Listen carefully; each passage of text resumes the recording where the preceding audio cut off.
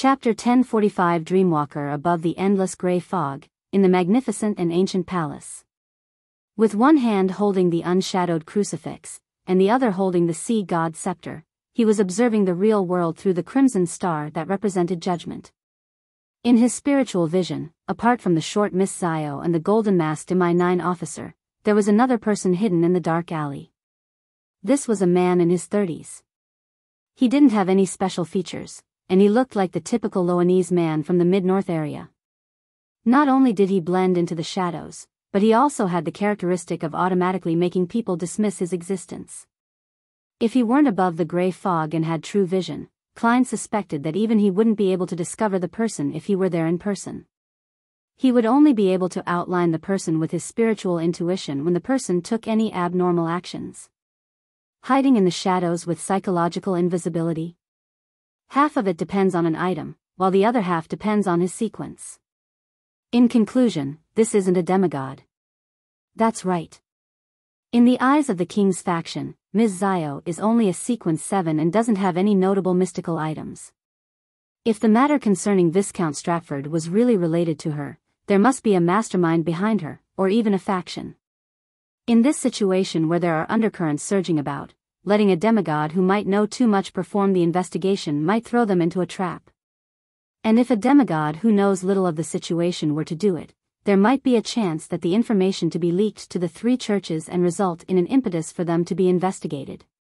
In this case, a sequence 5 or sequence 6 beyonder with trustworthy strength while also not knowing too many secrets due to his limitations in rank is an excellent choice.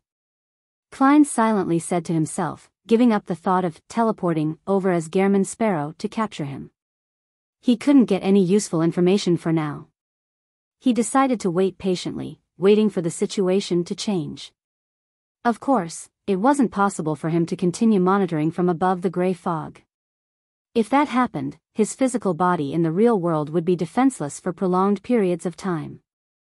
An accident would be disastrous. Hence, he created a batch of charms and handed it to Judgment, the magician, and the other Tarot Club members. They were to immediately activate the charms if the situation deteriorated. That way, they could receive the help of the world. This would be simpler than directly reciting the honorific name of the fool to get him to forward the information. This was inspired from the Evemite coat of arms that the ascetic leader of the Church of Evernight, Ariana, had provided him. It was equivalent to a solidified ritual that pointed to him. From a mysticism angle, the principle wasn't complicated. The difficulty needed in carrying out the ritual was that the target could react upon receiving the news from a distance away.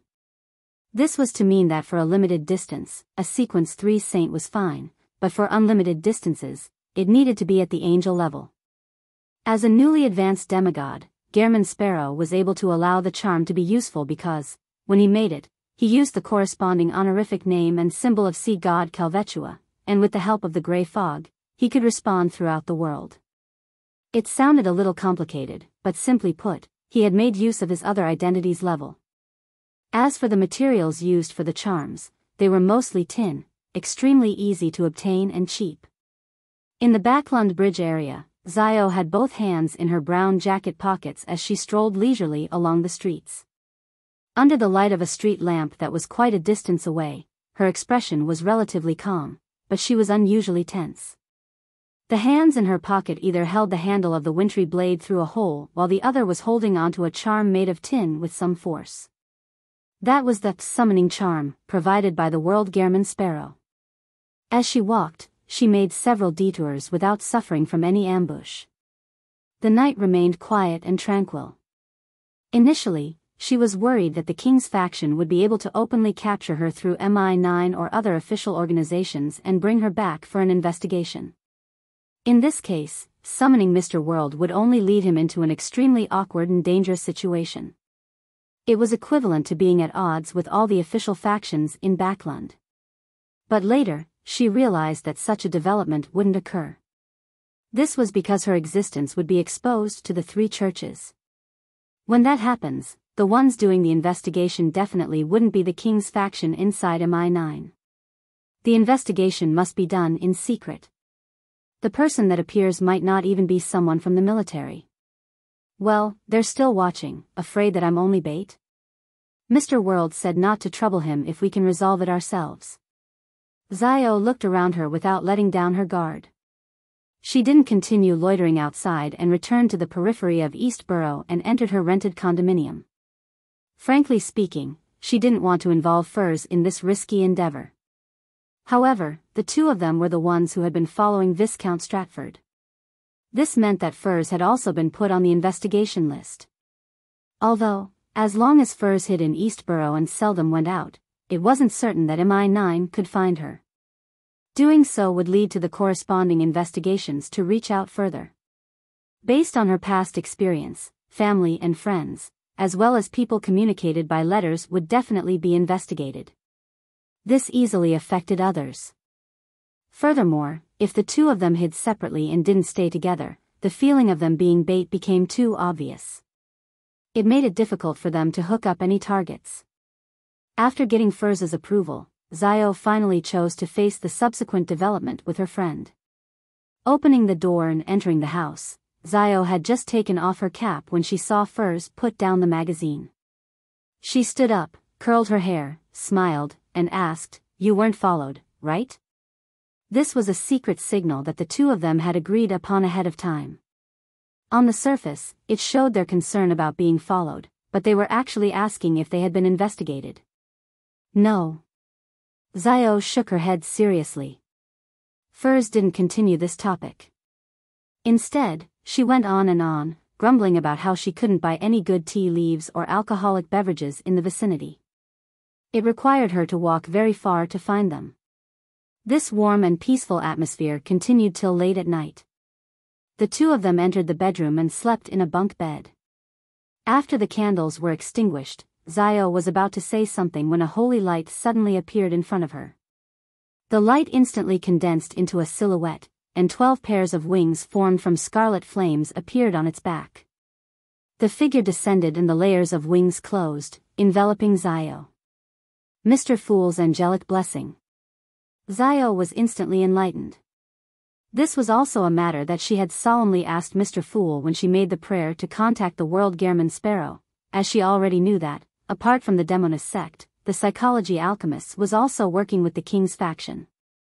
And not only were Beyonders of the Spectator pathway capable of hypnosis, but they could also dreamwalk. They needed to be careful of any investigations that used these two powers. If she didn't prepare herself, she suspected that she wouldn't even detect an investigation that had been carried out, let alone be able to inform Mr. World. Everything quickly calmed down. Zio opened her mouth and said to Furs, who was sleeping in the bunk beneath her, "Good night." "Good night." Furs didn't react in time, as though she was almost falling asleep. This made Zio realize that she had also received the angelic blessings. Time ticked by and the two fell asleep.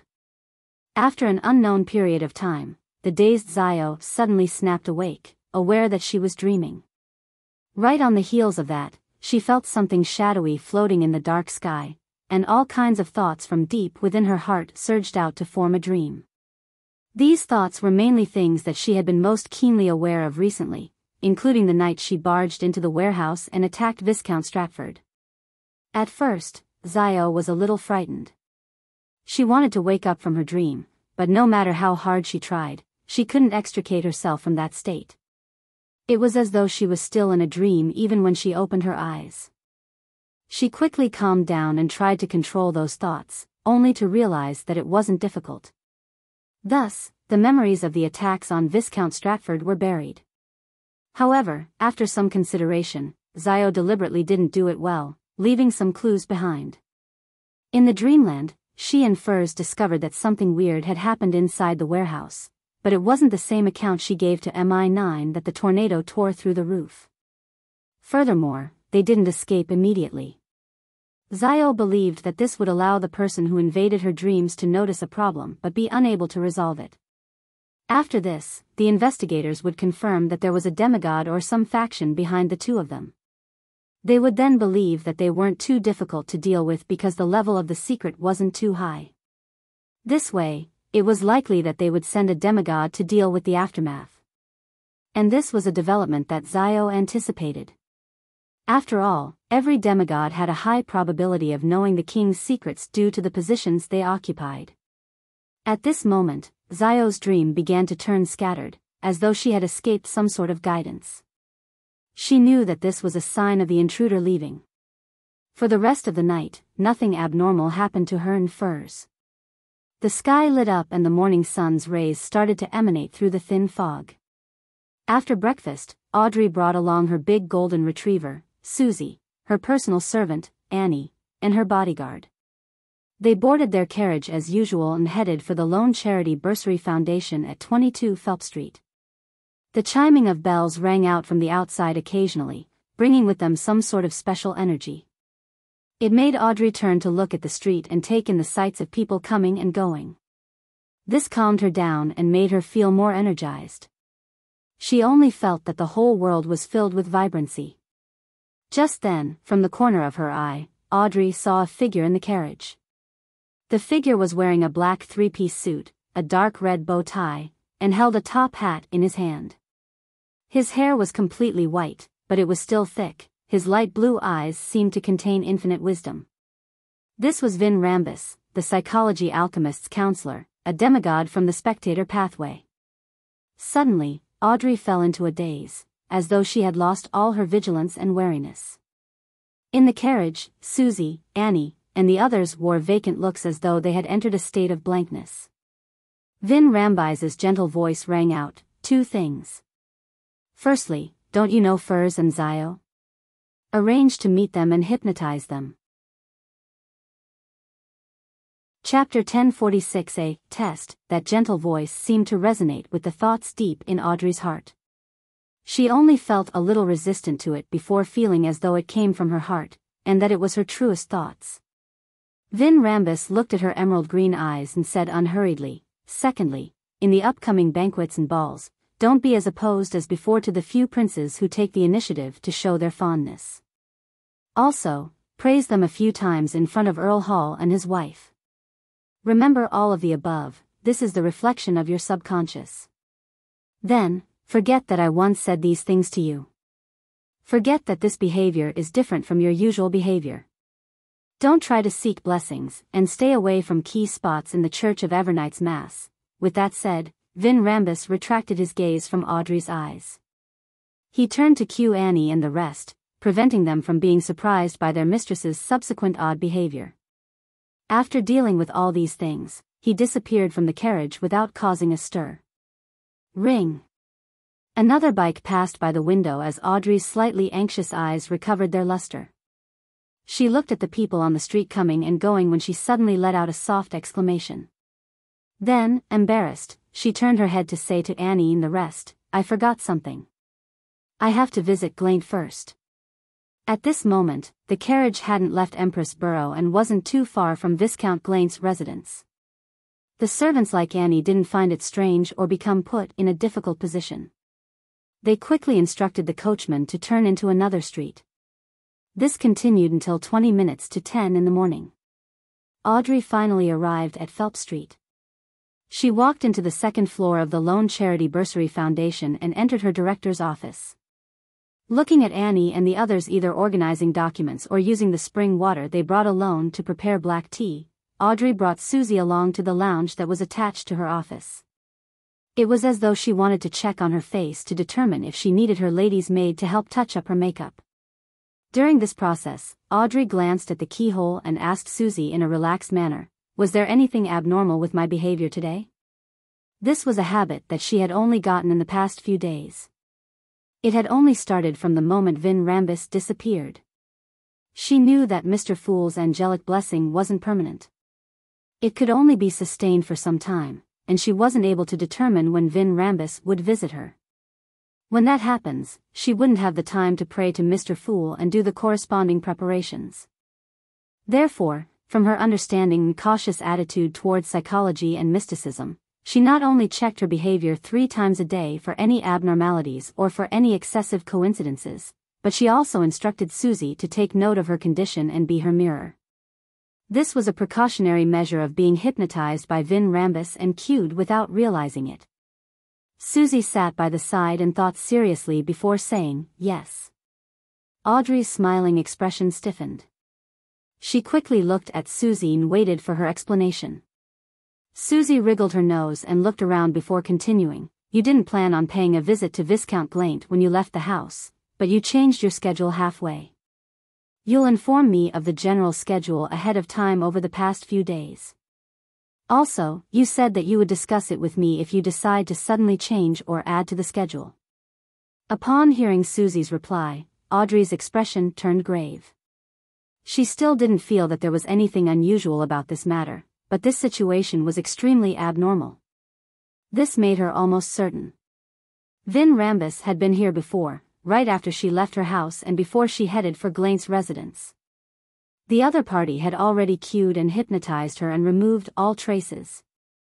However, he didn't exhort a dog, making it feel like everything that it saw was normal. Audrey subconsciously wanted Susie to leave so that she could pray to Mr. Fool, but she was hesitant. Would my current behavior be monitored by Vin Rambus? Will he be sitting somewhere in this room and quietly be watching me? No, if that were to happen, he would have discovered a problem when I asked Susie.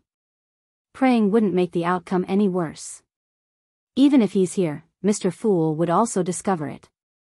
I can promise a future sacrifice and pray that he directly send divine punishment. However, why don't I wish to pray and ask for help? Audrey stood there, all kinds of feelings running through her as she instinctively wanted to escape. This made her realize the contradiction, and she realized that there was a bit of resistance in her heart.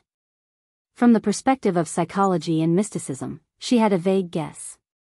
She quickly put aside the idea of seeking help, allowing herself to be in her usual state of praying to the goddess without the desire of getting a response. This greatly reduced the conflict in her heart. Audrey instantly became confident. She gestured for Susie to leave first, then she looked into the mirror and began softly hypnotizing herself. You're not asking for help. You're only doing your usual prayers. You're not asking for help. You're only doing your usual prayers. After repeating it over and over again, the vortex deep in the light greenness of Audrey's eyes that could suck a person's soul slowly dissipated, and her eyes returned to normal. She then raised both her hands and placed them between her mouth and her nose. Then, she chanted in ancient Hermes, the fool that doesn't belong to this era. I might have met Vin Rambus. As she spoke, she didn't mention any desire for any help but described her discovery. After waiting for a while, a deep red light appeared in front of Audrey, drowning her like a tidal wave. Suddenly, her thoughts became clear, and images flashed across her mind. It was Vin Rambus in his black three-piece suit, who was sitting in a horse carriage, sitting opposite her. It was the elder who had exhorted her with a gentle voice. It was the demigod from the spectator pathway whose light blue eyes that seemed to contain infinite wisdom and vortices. At the same time, those words resounded in Audrey's ears again, making her remember everything that had happened. After the crimson glow disappeared, she saw the long bronze table in front of her. Sitting at the seat of honor at the end of the table was a figure shrouded in the grayish-white fog. As emotions of fear, horror, and panic surged through her, she stood up, lifted her skirt, and curtsied to the great existence. Thank you for your blessings, Honorable Mr. Fool. Klein nodded and smiled approvingly. You handled it well. Upon hearing this, Audrey suddenly felt at ease, no longer as nervous as before. She sat down and calmly described what had happened to her. As the Fool, there was no way for him to directly discuss things with Miss Justice, analyze it for her, or give suggestions. All he did was smile and say, "This is a test of fate." A test? Only through this test will I have the qualifications to become a demigod, so that I can protect the people I want to protect in Backlund, which is in a state of turmoil. Audrey interpreted Mr. Fool's hint and nodded seriously. I understand. Without another word, Klein sighed and smiled. Go back and welcome it. Audrey was about to express her gratitude again when the crimson light appeared before her eyes, blurring everything she saw. In the blink of an eye, she returned to the real world, but she didn't forget or ignore anything a test. Does that mean that I have to resolve the danger of Vin Rambus without exposing my secrets? Even if I cause the death of Vin Rambus, I still wouldn't be suspected by the psychology alchemists. How should I do that? Audrey looked at the abnormally beautiful blonde in the mirror. She turned her head slightly and glanced slightly to the side. There was a large lounge in that direction. It belonged to the director, who didn't have any responsibilities in the foundation. Just 10 minutes ago, Audrey had seen Mr. Dwayne Dantes inside when she was heading up the stairs. Above the gray fog, Klein's fingers tapped on the edge of the long model table as he analyzed what had happened between Miss Justice and Miss Judgment last night. That's not right. Adam had given me the unshadowed crucifix through Miss Judgment and Miss Magician. How could he not know which existence is behind them? What other test needs to be done? Last night, I thought that the investigation of Miss Zio was purely an action from the King's faction, where they only used the help of a mid-sequence Beyonder from the psychology alchemists. And for some reason, Adam didn't share any information of the Fool with the King's faction or the Demonist sect. After all, he still hopes that I can give him some feedback. But from the looks of it, this probe has Adam involved in it. Otherwise, Vin Rambus wouldn't be involved in this matter. Even for the Twilight Hermit Order, a saint is rather precious and important. They wouldn't give one up so easily as a sacrifice. What is Adam trying to test? He is testing to see if Miss Judgment's investigation of Viscount Stratford and her subsequent actions were purely by her own choice, or if it had the will of the Fool involved. If the Fool gets the unshadowed crucifix and realizes that the King's secret is related to Adam's scheme while still insisting that his subordinates investigate it, that will be making the Twilight Hermit Order an enemy. And Adam knows that Gehrman Sparrow is a blessed. But with Adam's abilities, there's no need to test out anything. Just sitting next to Miss Judgment and listening to her true thoughts will be enough to grasp the actual situation. There's no need to go through so much effort. Unless he has already left Backlund, or rather, to avoid certain problems, he doesn't dare enter this big city again, and can only investigate it through his subordinates. My warning to Ms. Ariana and the Church of Evernight has taken effect, causing Adam to sense the danger of a divine descent? Probably. Even though he knows that Gehrman Sparrow has something to do with the death console, he probably wouldn't notice that something has happened to artificial death. Even the Numinous Episcopate's artificial death faction hasn't noticed a thing. Therefore, with the authority of concealment augmenting this, he has no idea that the goddess wouldn't be able to carry out a divine descent for a long period of time. Next up, I'll have to deal with Vin Rambus. I must make sure that Miss Justice is steered clear so as to not have any relations and isn't suspected. Just as this thought crossed his mind, he saw Miss Justice Audrey enter the director's lounge through her prayer light in search of Dwayne Dantes. He quickly reined in his thoughts and returned to the real world. Chapter 1047 Brainstorm. Good morning, where's Mr. Dantes? Audrey smiled politely as she asked the young male valet that was of Lone and East Balham descent. And then he bowed and said, he went to the washroom and will be back soon. Honorable lady, do you wish to wait here? All right. Audrey found a single-seater and sat dowy with all sorts of thoughts running through her mind. Frankly speaking, if she only had to deal with Vin Rambus, she had already come up with a concrete plan. It was to hypnotize herself in advance. When Vin Rambus came to gather feedback, she would activate the world Gehrman Sparrow's charm without any ill intent. Then, she would work with the crazy adventurer to hunt the demigod. Humph, in order to ensure that there aren't any problems, I can also make a request to Ma'am Hermit for help. She's already a demigod and can lurk in the darkness. She can then combine forces with Mr. World at the critical moment. That way, Vin Rambus likely wouldn't be able to escape. Audrey pursed her lips as she held back from grinding her teeth. As for how the hermit was to come to Backlund, she didn't find it problematic. She could rent Lamino's travels and get Mr. World to record teleport before requesting Mr. Fool to pass it to her. But this way, even if Vin Rambus didn't manage to escape, the psychology alchemists would have ample reason to suspect that the murderer was the last person the demigod had interacted with, Audrey herself. And this means that there would be countless troubles in the future. Audrey's eyes shifted slightly as she tried hard to calm herself down. At that moment, the white-sideburn and elegant Dwayne Dantes returned from the washroom.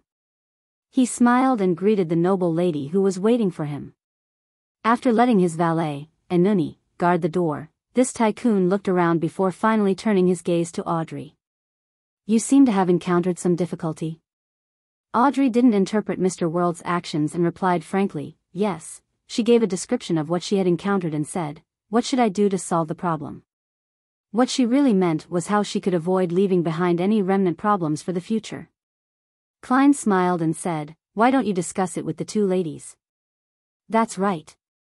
Like Mr. Moon, we can request for a private mini-gathering."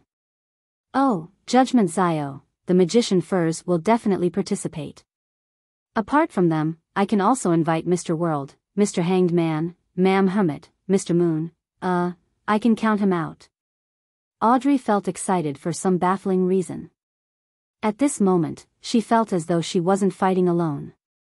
"I understand." Audrey nodded with a smile. She then thought of another problem and quickly took the opportunity to ask, "Vin Rambus has made me no longer reject the princes and praise them in front of my parents. What's his motive?" Klein thought for a moment and said, "Perhaps it's to show some kind of friendliness on the surface. It's to rope in your father and make a hint to the Church of Evernight behind him.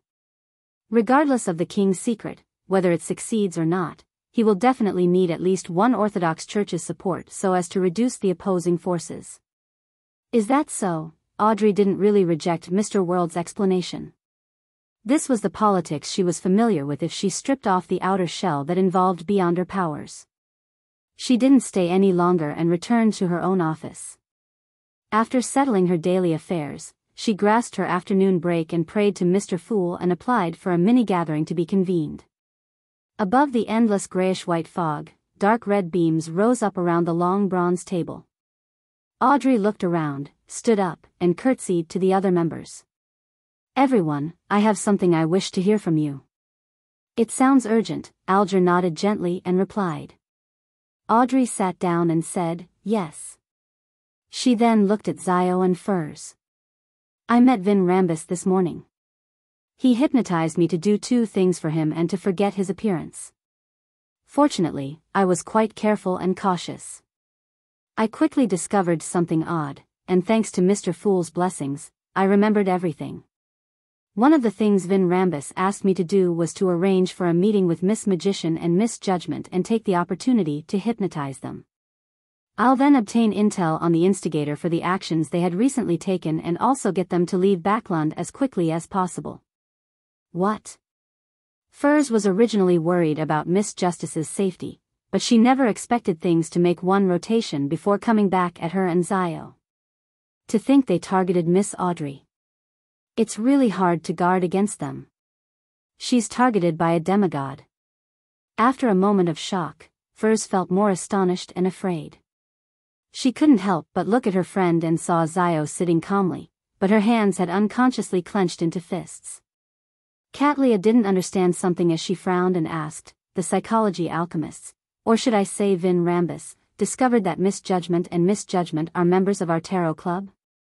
This was a very serious and crucial matter.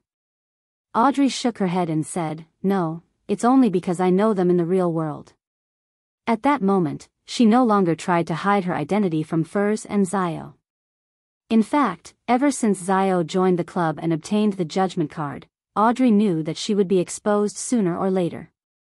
Through repeated observations, she had confirmed that her two friends had already guessed it, but they tacitly didn't expose her. "You know them?" Katlia asked in surprise as she adjusted her heavy glasses. Audrey nodded. "Yes, they were actually recommended by me. Mr. Hanged Man can testify." "Ah?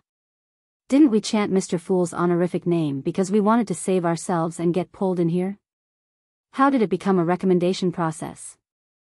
Furs looked at Miss Justice blankly before glancing at Zio, her face blank and confused.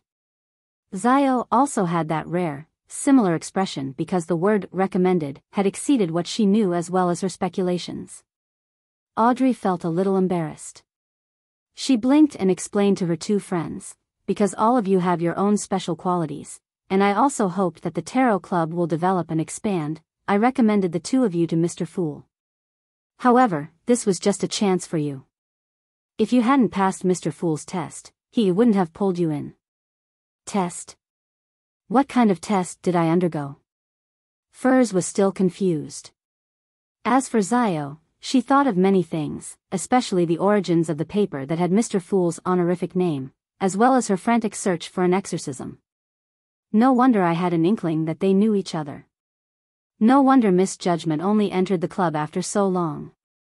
This was probably due to their different individual experiences. Each of them has their own specialties. This specialty is the selection criteria. Do I have one? Katlia came to a realization as she came up with a theory. Upon seeing this, Alger, who had some level of judgment regarding this, wasn't at all surprised as he chuckled and said, "We can talk about this in the future. Miss Justice, the problem you would like to ask about is how to deal with Vin Rambus?" Yes. Audrey returned to the topic and asked seriously, "If we not only have to deal with Vin Rambis but the psychology alchemists from suspecting me, what should I do?" Alger didn't have any experience in dealing with a demigod, so all he could do was rely on his insight that had been built up over the years. He deliberated and said, "Lock onto the whereabouts of Vin Rambus. Only take action after he has interacted with someone else." How do I lock onto him? Audrey asked the question herself before giving the answer. After getting the answer from Miss Judgment and Miss Magician, I'll wait until Vin Rambus leaves after I meet him again. Then, I'll recite Mr. Fool's honorific name and ask him to cast his gaze on the demigod. Theoretically, it's possible. My true vision above the gray fog has a radius of nearly 10 kilometers. As long as Vin Rambus doesn't know teleport, I can confirm his location and trajectory for a short period of time. Then, I can return to the real world and directly teleport over. This will require the help of divination. But the problem is that it requires the Fool to personally intervene. As the world Gehrman Sparrow, Klein said in a hoarse voice, "Let me remind you of something." Miss Judgment and Miss Magician had mentioned Adam in the real world. The psychology alchemists originated from the ruins of Hermes, who is a member of the Twilight Hermit Order. And Mr. Fool doesn't wish to be at odds with the Twilight Hermit Order because of this matter. Even if we were to do anything, we must try not to let the other party know. This string of words contained a lot of information that made Alger, Katlia, and the rest feel like they were seriously experiencing a literal brainstorm. Zio and Furs were even more shocked. So that organization is called the Twilight Hermit Order. Mr. Fool doesn't want to be its enemy over this matter. Is it because he had just finished collaborating with the Angel of Imagination Adam over the matter of Insanguil? I never expected the psychology alchemists to be related to the Twilight Hermit Order. Wait, Hermes? He's still alive? He's actually a member of the Twilight Hermit Order? The members of this organization are really unimaginably important figures? Alger first glanced at Gehrman Sparrow before failing to resist the urge to look at Katlia. He realized that the latter was equally shocked without hiding it. The Twilight Hermit Order. Is this the ancient secret organization that Emperor Roselle joined? Katlia mumbled to herself as if she was seeking confirmation. Gehrman Sparrow gave the answer, yes. After you return to the real world, it's best if you don't think about matters like this again. You'll easily be detected. If you don't trust yourself, you can get Miss Justice to give you some psychological cues. Chapter 1048 Real and Fake Spy 1 In the ancient palace above the grey fog, with the world Gehrman Sparrow's words coming to an end, no one spoke for a moment. The entire place was silent. The psychology alchemists are cooperating with the king's faction and are investigating Zio and I. The founding of the psychology alchemists originated from the discovery of a Hermes ruins, and Hermes is a member of the Twilight Hermit Order. Its leader happens to be Angel of Imagination Adam. And Zio and I had mentioned Adam in the real world. We're in the sights of a king of angels. This. In the world of mysticism, just a slight mistake can result in such dangerous circumstances. Furz's mind was filled with Gehrman Sparrow's warnings as she was gripped by horror and panic. Although she had experienced many things in the past, she had never had such a clear realization of the thorny path Beyonder's tread. Any mistakes could lead to a terrible consequence. I have to be more cautious in the future. Of course, the premise is that I can survive under the watch of King of Angels Adam. May Mr. Fool bless me. Furs seriously reflected on the matter and silently prayed. Xiao also didn't expect her situation to be so perilous. She didn't expect that something like this would involve a king of angels. She couldn't help but feel horrified and fearful, but she had already decided to sacrifice herself for the truth. She rapidly calmed down, but couldn't help but shoot a glance at the magician, feeling guilty for pulling her good friend into this conundrum. At this point in time, crying and feeling remorse won't solve the problem anymore. All I can do is try my best to keep Furs alive at the critical moment. Fortunately, there's still Mr. Fool's blessings. Xiao cast her gaze at Justice Audrey as she thought to herself. Then what should we do next? She had mixed feelings towards Miss Justice's recommendation. On the one hand, she knew that Audrey thought highly of the Tarot Club and had recommended her purely out of good intentions. On the other hand, she felt that she had gained the notice of a secret existence for no good reason. Thankfully, it was Mr. Fool, or she would have died a tragic death long ago. Even her soul wouldn't be able to receive deliverance. Well, I guess it's because I voluntarily chanted Mr. Fool's honorific name that I was dragged into it. There wasn't any coercion. Ultimately, I'm sitting here of my own volition. It has nothing to do with Miss Justice. Also, if it weren't for her recommendation, I might never have such an opportunity to grow stronger to seek out the truth. Xiao pursed her lips as she furtively took a deep breath. Justice Audrey knew about the relationship between the Twilight Hermit Order, Hermes, and Adam, so she was the calmest one there. She just never expected that Furs and Xiao's casual mention of the Angel of Imagination had garnered his attention. This made her have an unprecedented awareness of the horror behind the words, any mention of it will be known. After some deliberation, Audrey looked at the World Gehrman Sparrow and tried to interpret his words. Does Mr. Fool mean that he doesn't want to directly make an enemy of the Twilight Hermit Order at the moment? Does that mean that it can be done indirectly? Klein nodded slightly and said, that should be the case. Does it involve interfering with divination, one's attention, and prophecies? Audrey asked. At this mini-gathering, the World Gehrman Sparrow represented the will of the Fool. Klein laughed and hoarsely said, perhaps a little more indirect.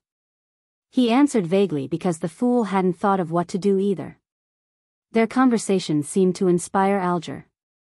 He looked at Justice, the Magician, and Judgment, one after another. Which of you is a believer of the Evernight Goddess? He was almost certain that at least one of the three ladies believed in the Evernight Goddess. After all, among the people of Lone and the residents of Backlund, the standards for women, and those who had been educated, these filtered out most of the believers of other deities. I am, Xiao said without hiding anything. Audrey raised her hands slightly. Seeing this, Alger nodded slightly. We can try to mislead someone and make it seem like the Church of Evernight did something against Vin Rambus, not the Tarot Club. As he said this, Alger skillfully changed the pronoun he used to refer to the group. He was only invited to be a consultant and wouldn't actually be involved in the matter.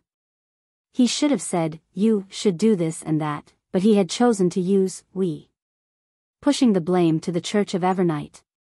This line of thought seems really familiar. Klein and his The World Gehrman Sparrow's manifestation suddenly found it amusing. Then how should the misdirection be done? Audrey's eyes shifted slightly as she hurriedly asked. Alger looked around and said, Vin Rambus only hypnotized you to not seek blessings and sit in key spots at the Church of Evernight's Mass where you can be cleansed to a certain degree. But he didn't ask you to avoid the Church of Evernight's Archbishop. You can use this to create an opportunity. Meet the Archbishop, of course, there's no need to say anything. This way, when Vin Rambus dies or vanishes, the psychology alchemists will most probably suspect that the Church of Evemight had detected something wrong with you and had set up a trap. Without waiting for Miss Justice to respond, he looked at Xiao. After you're hypnotized, but before you leave Backlund, head to the nearest church of the Evernight goddess and pray seriously. Act like a spy sent by the Church of Evernight to infiltrate the Tarot Club. This will misdirect the psychology alchemists into believing that the matters pertaining to Vin Rambus were done by the Tarot Club, but was in fact a smokescreen. The true mastermind behind all of this is the Church of Eve Might, acting like a spy in the Tarot Club that was sent by the Church of Evernight. Well, Klein felt a little guilty. He was a genuine blessed of Evernight. And Leonard was a genuine red glove.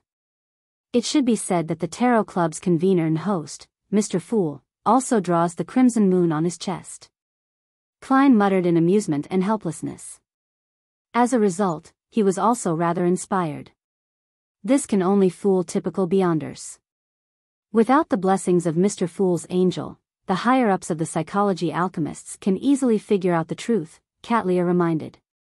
The Hanged Man replied, so, the main point is that we should be indirectly blessed by Mr. Fool. Otherwise, would it be impossible for us to deceive the Spectator Pathway's King of Angels, Adam? Also, Miss Magician and Miss Judgment, when you pray at the Cathedral of the Evernight Goddess, it's best if you pray to Mr. Fool and get his help in extricating yourself from the hypnosis and not immediately leave Backlund. Under such circumstances, Backlund is safer than anywhere else. All right, Zio replied seriously. Seeing that the discussion had reached this point, Audrey and the others all looked towards the World Gehrman Sparrow, awaiting his response. Klein's thoughts had already taken shape. He deliberated for a moment, then laughed hoarsely. Actually, there are simpler ways to interfere. What methods are there? Audrey's eyes widened as she asked with concern. Klein looked at Miss Justice and pointed at the top of his head. Once Vin Rambus leaves, bum that hat accessory and trigger the charm I gave you. That feather hat accessory? The hat accessory that can get a so-called response from death? Mr. World hopes to get this existence to disrupt the divination, attention, and prophecy. Audrey's green eyes sparkled as she nodded in thought. I know what to do. When that happens, the response would be the power of concealment. This way, no matter what happens, Adam can only assume that the goddess had interfered, believing that she had blessed the Hall family and has nothing to do with the Tarot Club. I wonder if the goddess will send Ma'am Ariana. That way, finishing off Vin Rambus will be made very simple. If not, I'll give myself Angel's Embrace ahead of time and use my marionettes which are dead. That will result in a high chance of victory. Klein mumbled inwardly without saying anything else. Justice Audrey quickly completed her plan, doing so as though she was talking to herself as she spoke to Zio and Furs. Visit me on Wednesday afternoon. This way, I'll have a chance to see the Church of Evernight's Archbishop in advance. I'll pray to Mr. Fool for him to provide his angelic blessings. That way, I won't be hypnotized by Vin Rambus when I meet him. We'll act once he leaves. Vin Rambus is a cautious and conservative person. He should continue choosing to meet me on the way to prevent himself from being caught or from falling into a trap. Soon, amidst the discussions of the other members of the Tarot Club, the plan was complete. The World Gehrman Sparrow declined Katlia's suggestion of providing help. After all, he couldn't guarantee that powerhouses from the Church of Evernight would be involved.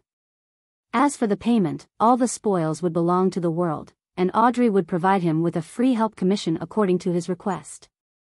On Wednesday afternoon, in Viscount Glaint's residence.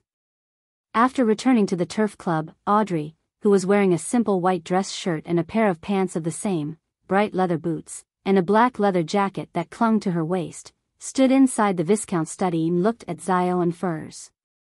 Who got you to investigate Viscount Stratford and pursue the king's secret? Her green eyes were like an ancient pool of water in a deep mountain. It was quiet, deep and clear, making one unknowingly sink into it. At this moment, Zio and Furs were really hypnotized. The former answered in a daze, "It was me. I'm investigating the cause of my father's death. However, I do pray to a particular existence to bless me." Audrey asked a few more questions and received a satisfactory answer. Then, she said with a gentle voice, "Leave Backlund and leave this place. You don't belong here. Alright, you'll wake up when you hear me clap. The moment she said that, Audrey clapped her hands and saw Xiao and Furz's eyes regain their clarity. After exchanging a few more pleasantries, Xiao and Furz bade her farewell and left. Audrey began to wait patiently. She planned to stay inside Viscount Glaint's residence for another half an hour. She was waiting for Xiao to enter the nearest Evernight Goddess Cathedral and finish her prayers before heading elsewhere. This way, regardless of whether Vin Rambus appeared en route or elsewhere, she would be prepared. Picking up the lady's bonnet with a white feather accessory, Audrey walked out of the study, planning to meet up with Susie and Annie first before chatting with Glaint to kill time. She had just taken 2 steps when she heard a gentle and smiling voice, "Well done." Audrey's pupils dilated as she hurriedly turned her head, only to see a silver-haired man standing next to an elegant wall lamp rack. His eyes were light blue, and his clothes were neat. He was none other than Vin Rambus. This demigod was actually waiting in Viscount Glaint's residence for Audrey to complete the hypnosis and receive the answer. At this moment, Xiao and Furz probably hadn't walked out the main door. This was completely outside Audrey's expectations and the Hanged Man's analysis. This meant that Vin Rambus was present, so there was no need to question the target through Audrey.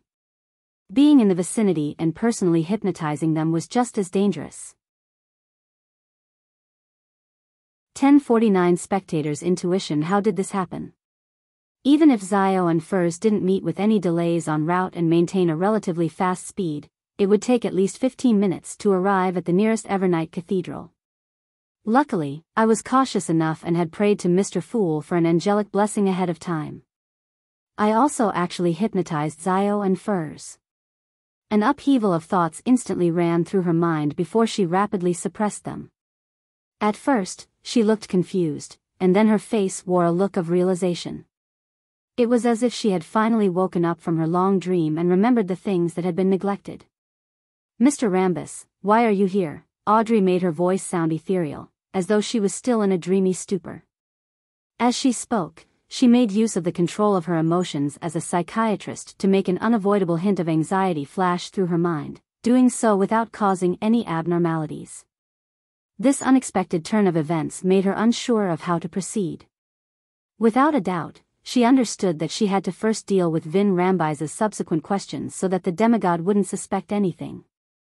However, if that was the case, he would leave in 3 to 5 minutes after he was done asking. As for Xiao and Furz, they definitely wouldn't have entered an Evernight Cathedral yet. This inhibited the step needed for the misdirection, and when the time came, igniting the hat accessory and summoning the world easily exposed flaws in the handling of matters in the end. They wouldn't be able to completely fix the inherent problems. No, I'd rather miss this opportunity than proceed with the plan without being fully prepared. Patience, tolerance, and caution are key in the mysterious world.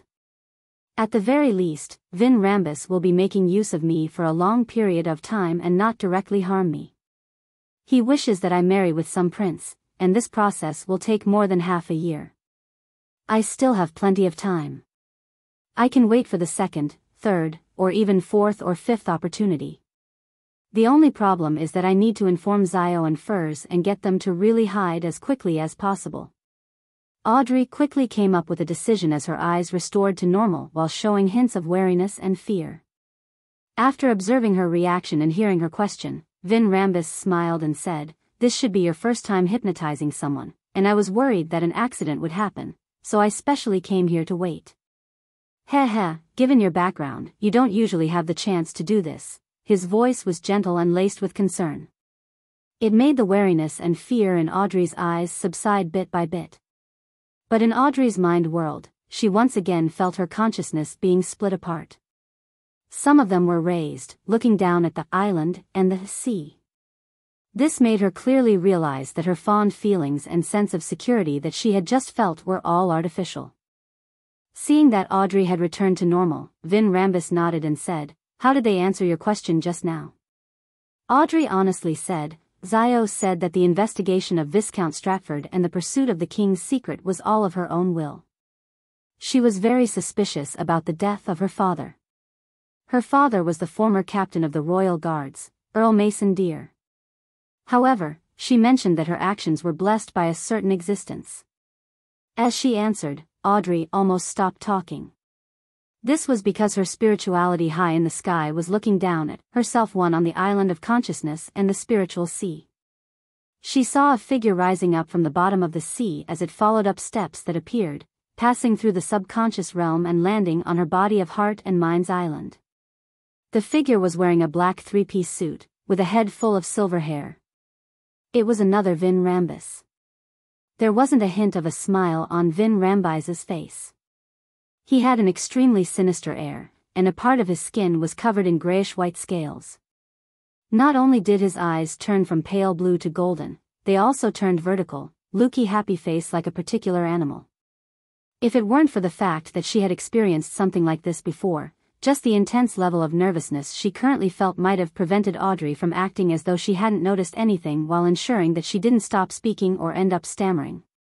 In the real world, Vin Rambis smiled as he looked at Audrey's pretty face and asked further, which existence's blessings? Audrey shook her head as the island of consciousness began to change. When this matter was raised, Zio and Furs became very resistant. There were signs of escaping the hypnosis, so I didn't dare continue asking. Of course, the blessings of a particular existence could be explained as Mr. Fool's attention, and it could also be understood as the goddesses. The lucid Audrey muttered silently under the spiritual sky. Vin Rambis continued to circle around the questions and asked about the details of the hypnosis. After 2 or 3 minutes, he nodded satisfactorily and said, "Not bad. You do have a gift in hypnotizing people. When the recent events come to a close, I will give you the Dreamwalker potion and personally host the ritual for you. Oh yes, don't reject love and marriage too much. You're not even 20 years old, and it's the perfect time to pursue such matters. Your charm is enough to gain everyone's affection and enjoy their attention." Vin Rambis used an indirect hint and guidance to lower Audrey's resistance towards love and marriage. This detestable guy. Audrey puffed up her cheeks under her spiritual sky and muttered resentfully. She then controlled herself to reveal some shyness and longing. Vin Rambis didn't expect to succeed by simply following a logical process. Seeing this, he retracted his invading consciousness and allowed himself to leave the island. He turned around and said, "Forget what I just said. They're all spontaneous thoughts from your heart. After I leave this place and disappear from your sight, you'll forget that I was here." Upon hearing this, Audrey under the spiritual sky couldn't help but heave a sigh of relief. This meant that Vin Rambis was about to leave. Even though it had only been 5 minutes since his appearance, making it insufficient for Zion Furs to enter the nearest Evernight Cathedral, Audrey was still eager for Vin Rambis to leave as soon as possible. To face off a demigod of the spectator domain was unimaginably stressful. There's still a chance after this. As long as I maintain my consciousness, there will still be a chance. Audrey, don't be depressed, don't be impatient. Audrey silently consoled herself as she watched Vin Rambis turn around and walk towards the hall. She didn't relax and didn't breathe. She tried her best to maintain her normal state. Suddenly, Vin Rambis stopped in his tracks and turned around. He narrowed his pale blue eyes and looked at Audrey. "Why were you so scared when you first saw me?" I was too surprised at that time, so I didn't manage to hide some of my emotions well." Audrey felt her scalp tingle under her long, blonde hair as her thoughts whirled quickly. She asked, puzzled, "Really? Isn't this normal?" Someone suddenly appeared beside me. "A brief shock is inevitable." Vin Rambis nodded, as if agreeing with this explanation. He sized up Audrey and suddenly said, "You used to carry a mystical item that can change one's form with you as an accessory. Why didn't you wear it today?" To a spectator, this detail was an abnormality. "Oh no. I've been hiding lie beneath my clothes most of the time. How did he notice that I wasn't wearing it this time? He has secretly read some of my memories that I didn't protect to appear normal." Faced with Vin Rambis's question, Audrey felt her thoughts stagnant. The reason why she wasn't wearing lie was simple. She was afraid that this accessory would amplify her emotions, preventing her from being able to completely hide her true thoughts when facing a demigod from the spectator pathway. This meant that she had predicted that she would meet Vin Rambus today. This was something that shouldn't have happened under normal circumstances. In the blink of an eye, Audrey grabbed onto an idea and smiled blankly. It will amplify my emotions and reduce the success rate of the hypnosis attempt. I removed it in advance to avoid any accidents. Vin Rambus nodded and said, so that's the reason. Just as Audrey was feeling a little relaxed, this spectator pathway's demigod suddenly narrowed his eyes. If it's just this matter, there's nothing worth suspecting. But compared to when you saw me, the fear that slightly exceeded normal limits seems to imply something. As he said that, Vin Rambus's light blue eyes turned vertical and was quickly dyed with the color of gold. The two golden vertical pupils clearly reflected Audrey's image in her rider's attire. With a buzz, Audrey's thoughts became extremely muddled. Only her under the spiritual sky barely remained conscious. The surface of the spiritual sea surrounding the island surged with waves, enveloping it. At the same time, the sinister-looking Vin Rambus returned to the island and stopped beneath the sea surface, allowing patches of grayish-white dragon scales to fly into the foundation of the island where most of a human subconscious lay. Audrey suddenly felt her thoughts twist, prompting her to say everything, confessing all her secrets. Relying on the lucidity of herself under the spiritual sky, she barely controlled herself and didn't reveal anything. She also knew that there would definitely be problems if this continued, so she quickly diverted some of her thoughts and, relying on the angelic blessing in her splintered consciousness, prevent Vin Rambus from noticing it. Some of those thoughts included reaching her hand into her left pocket. Just then, Vin Rambus, who had invaded her mind world, looked increasingly sinister as he snorted. There really is a problem. If there wasn't a problem, Audrey would have started with the most important matters, revealing all her secrets and private matters one by one, instead of staying silent. Likewise, since the manipulation attempt happened so quickly, Audrey didn't have the time to sort out all her secrets. Even if she wanted to hide anything, her lucidity would be discovered the moment she spoke. After confirming that something was off, Vin Rambus didn't hesitate any longer. His gaze turned extremely cold as grayish-white scales covered his skin. The storm in the spiritual sea suddenly intensified, and Audrey, who was under the spiritual sky, staggered. The last bastion of the defenses of her consciousness was rapidly weakening under the repeated attacks, putting it on the verge of shattering. Humph. Vin Rambus increased the force of the mind storm once again, feeling satisfied that Audrey's entire island was shaking. This meant that he was about to completely control her. At this moment, he heard an ancient word, fate. In the real world, Vin Rambus looked up in surprise. All he saw was that Audrey's green eyes were dyed with the brightest, the most dazzling gold. Chapter 1050. Good at using hypnosis. As the ancient Hermes words resounded, the areas where Audrey and Vin Rambus stood dimmed. It was as if someone had passed by, blocking the window that was closest to them, then quickly left. By the time the light returned, the island filled with a terrifying mind storm in the illusory world had transformed from Audrey's to Vin Rambus's. The person that had intruded on the other party's body of heart and mind went from Vin Rambus to Audrey. Fate Siphon Charm. This was made using a worm of time as the material. Using the Fool's powers, this charm was created. It could siphon off a corresponding target's subsequent fate for a short period of time, exchanging the corresponding fate with the user. It was the consultation fee Audrey had received from Gehrman Sparrow after she treated Hazel's mental breakdown. With the corresponding charm, she could divert her future of having her consciousness defenses broken and losing control over her thoughts to Vin Rambus. She then siphoned off the mind storm from him and opened her target's door to the body of heart and mind. She then directly altered and planted the corresponding consciousness's fate. In an instant, the situation reversed. Audrey went from the edge of collapse to gaining the absolute advantage. Of course, this advantage could only last for a short period of time. Frankly speaking, if it weren't for her imagining how she could save herself in a desperate situation, Audrey definitely wouldn't have thought of using the Fate Siphon charm. Or it could be said that, by the time she thought of it, it would be too late. At this moment, just like how she had practiced it countless times in her mind, she suppressed her surprised emotions from the effects of the Fate's siphon charm and quickly confirmed her condition. With her current advantage, she made the hypnosis and mind storms swirl together, instantly opening Vin Rambis's door to his body of heart and mind. Vin Rambis was instantly dumbfounded, as if he was an ordinary person whose attention had been diverted to Audrey's golden eyes and thus fall under her hypnosis. Yes, at this moment, as a demigod of the spectator pathway, he had been controlled by Audrey, who was only a sequence 6. This way, even if the effects of the Fate's siphon charm came to an end, it wouldn't change the development in the real world.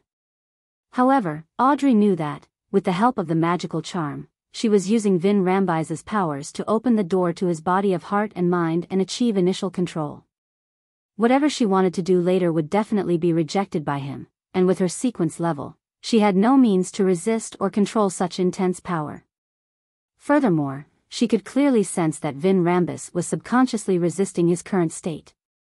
In the real world, a small amount of gray scales began to appear on his face. In no time, he would be able to forcefully extricate himself from the state of my initial control over his mind. A realization flashed across Audrey's mind. She then cast her gaze towards Vin Rambis's head, feeling a little regretful that she didn't carry a powerful revolver with her. Otherwise, she could take this opportunity to shoot at him several times in a row in an attempt to kill him. Soon, she recalled that she had dragon scales.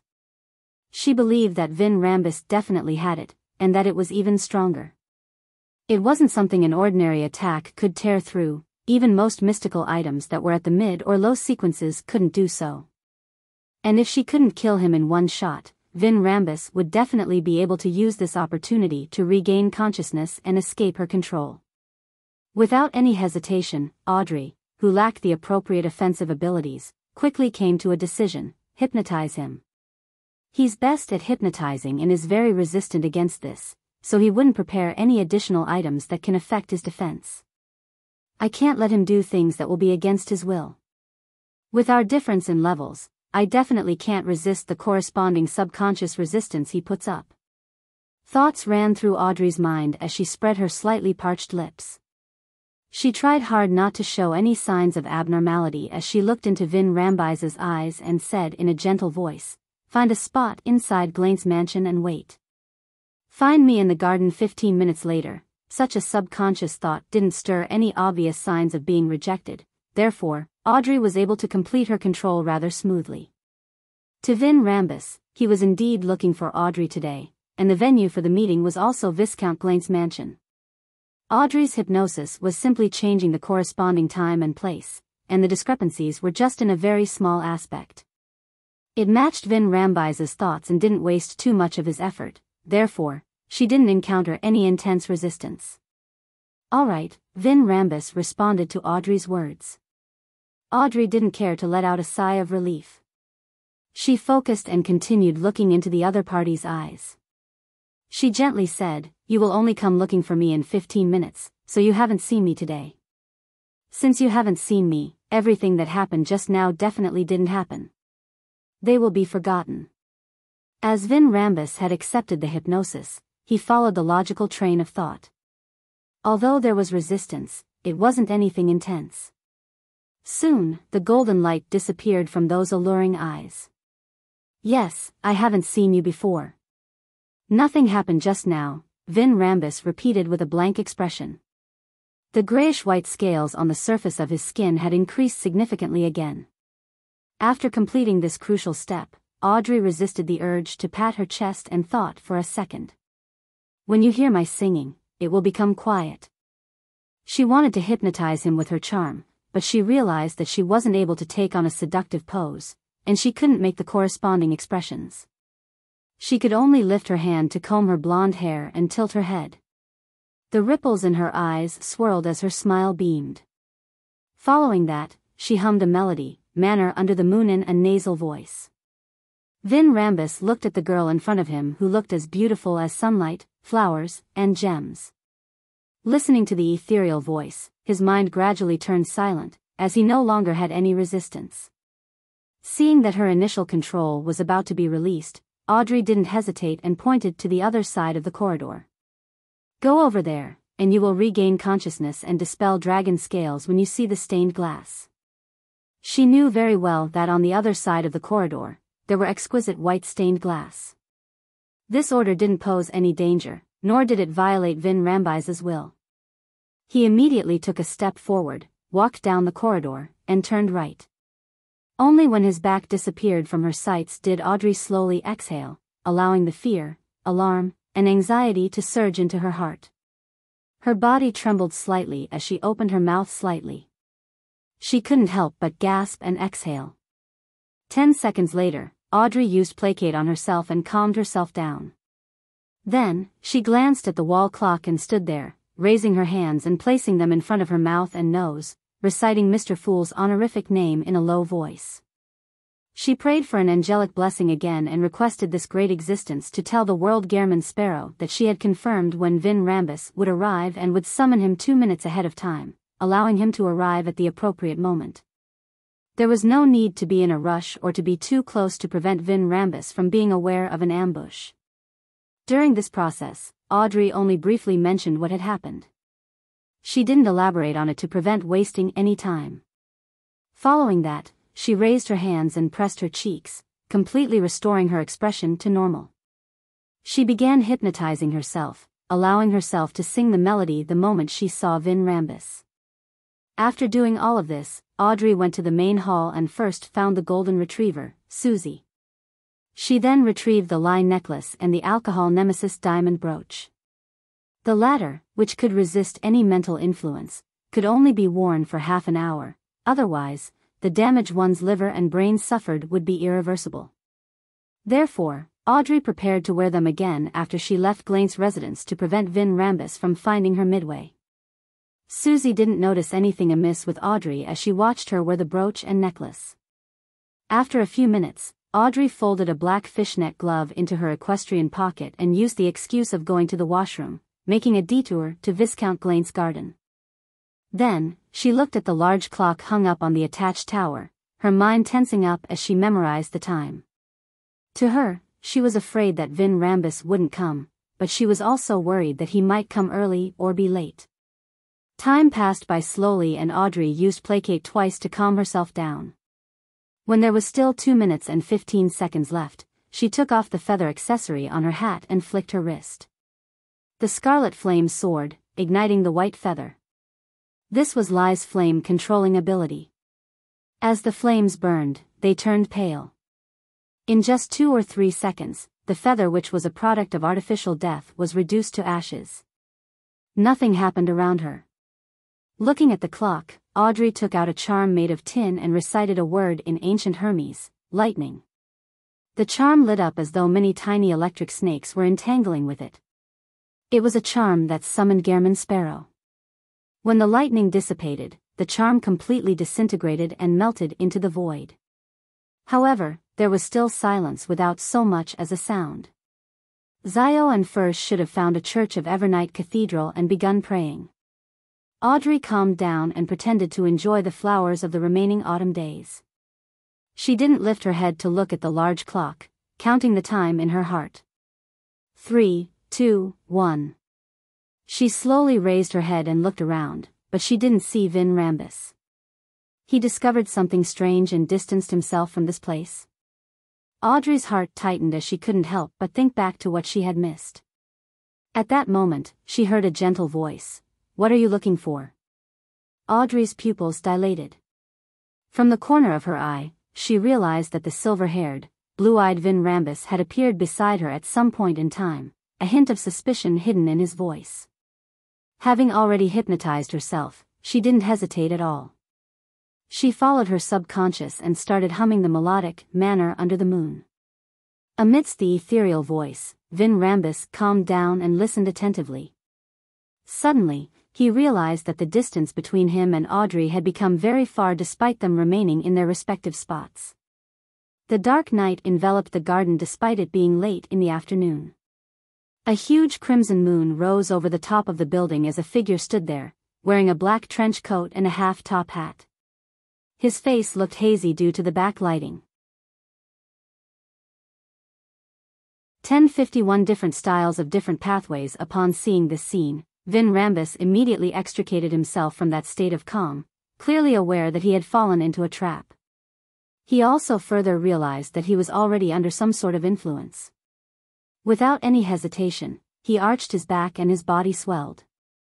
His pupils turned vertical, turning from pale blue to golden. His face, the back of his hand, and every inch of his exposed skin grew grayish-white scales. Amidst the screeching sound, the white shirt, black vest, formal coat, and straight trousers that he wore tore apart, revealing the dragon's scales beneath. In the blink of an eye, Vin Rambus had transformed into an abnormally massive monster. Aside from his head that remained in the form of a human, the rest of his body had changed completely. It was like a dragon that had yet to fully evolve. The dragon's back was covered in gray-skinned wings, and its limbs were thick. The grayish-white scales were engraved with complicated, three-dimensional mysterious symbols. They extended into the flesh, extending into the surrounding void. It seemed to be a mesh of objects that didn't belong to the real world. It threw anyone who laid their eyes upon it into suffering a form of mental confusion as their thoughts warped. Even one's spirit body would be tainted with all kinds of thoughts that came from deep within one's heart, eager to rip apart and mutilate themselves. This was the spectator pathway's incomplete mythical creature form. For demigods of other pathways, those who weren't at the angel level, they required immense willpower and firm beliefs to fight in their mythical creature forms.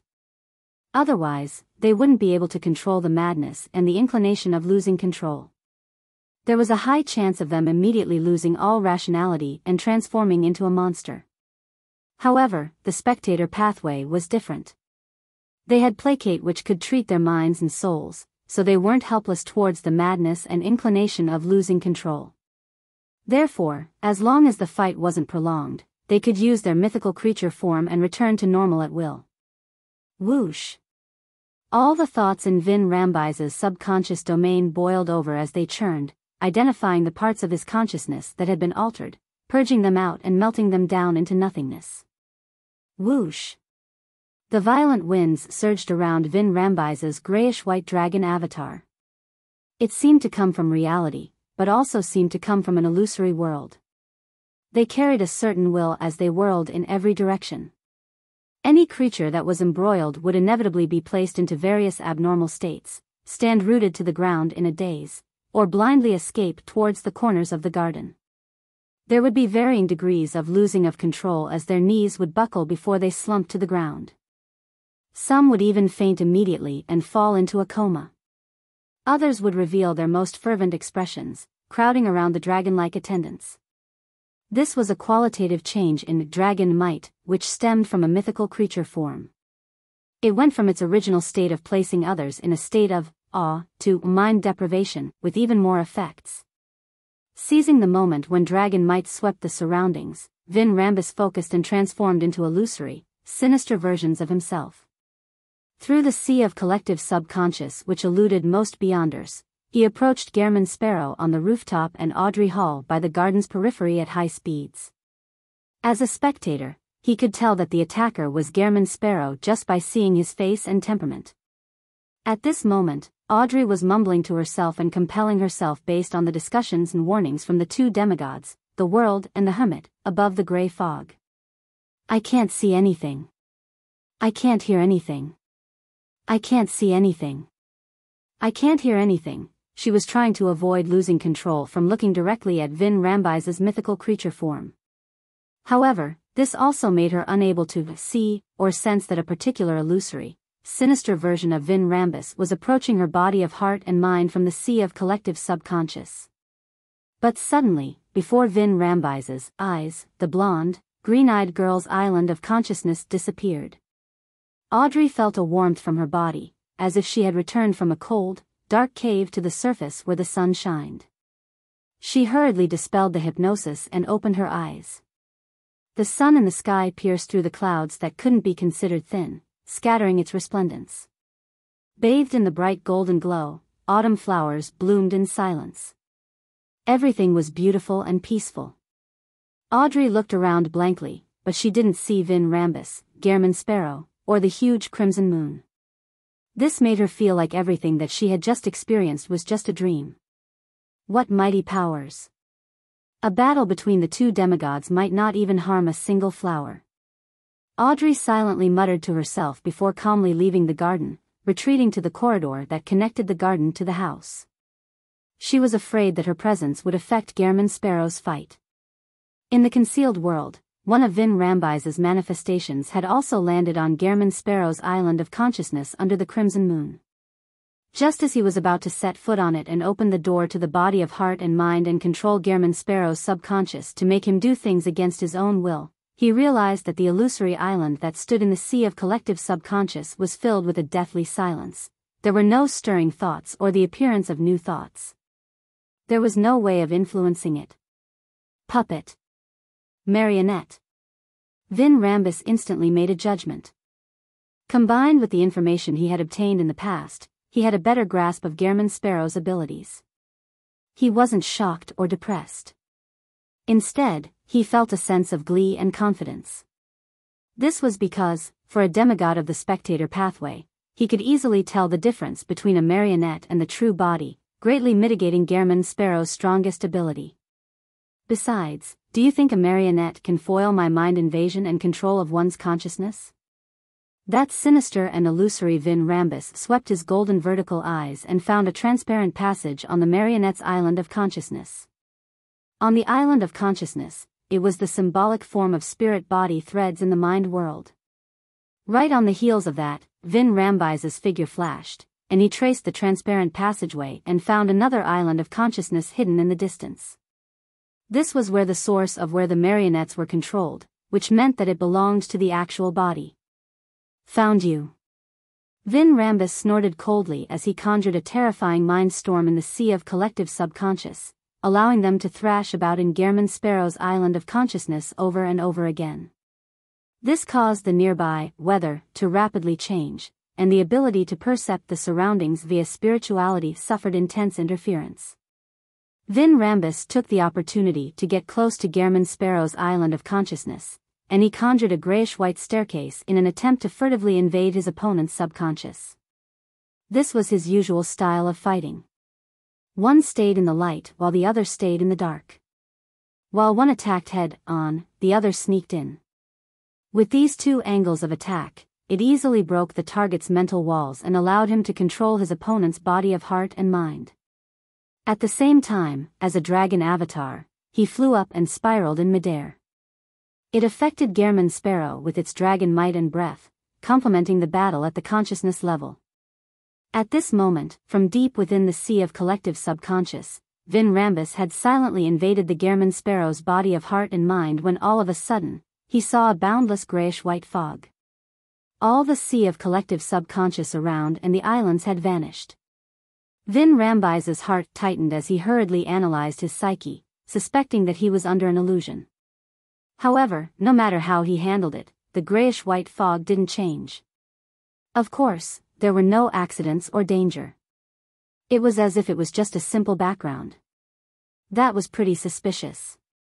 Just as Vin Rambis was preparing to stir a mind storm here, the grayish-white fog finally dissipated, revealing the island of consciousness from before that belonged to Gehrman Sparrow. Vin Rambis didn't have time to hesitate. He quickly entered the corresponding subconscious and attempted to change his target's thoughts. However, those thoughts were dyed with a bright light, a holy and majestic aura. It was unshakable and uninfluenced. This. Vin Rambis instinctively looked up and looked towards the sea of consciousness from the stone stairs that he conjured. Other than the island itself, there was also a figure with 12 pairs of fiery wings, emitting golden light. It looked like the projection of an angel's powers. Since he was planning on dealing with a demigod from the spectator pathway today, Klein had no doubt used Angel's embrace on himself. With the Red Priest's level of importance, he directed the powers of the mysterious space above the gray fog, allowing him to temporarily be unaffected when facing an incomplete mythical creature form. And the reason why he didn't show it directly was that he was experimenting with Vin Rambis. As Vin Rambis attempted to invade his island of consciousness, his marionette, Konas Kilgore, distorted the target his enemy locked onto, changing it from Klein's body of heart and mind to Klein's projection of the gray fog. As a result, if Vin Rambus found the island of consciousness in the grayish-white fog, it meant that there was a being of unknown origins sleeping in the mysterious space. This meant that Klein had to be wary ahead of time. On the contrary, he could feel a little relaxed. This was something he had long wanted to test but didn't dare attempt because it might be dangerous. Today, he finally had a chance to do so. After all, even if there were any consequences, Vin Rambus would be the one dying and not him. It might even allow him to easily finish off a demigod. Seeing that he was blessed by an angel and wasn't capable of breaking or infiltrating his opponent's body of heart and mind in a short period of time and exerting his consciousness on him, Vin Rambus retreated without any hesitation. He left the area and returned to his mind world through the sea of collective subconscious.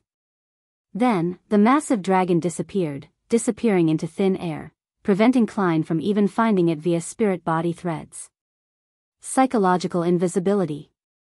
Vin Rambus planned on using a psychological blind spot to hide in the dark. Then, using area of effect beyonder powers like mind deprivation and mind storm to slowly weaken Gehrman Sparrow's angel-enhanced mental walls, he would attempt using his own sealed artifact to attack. As a demigod of the spectator pathway, although his dragon form was powerful at melee combat, it still lacked the necessary, powerful offensive beyonder powers. It had to be made up for through certain sealed artifacts.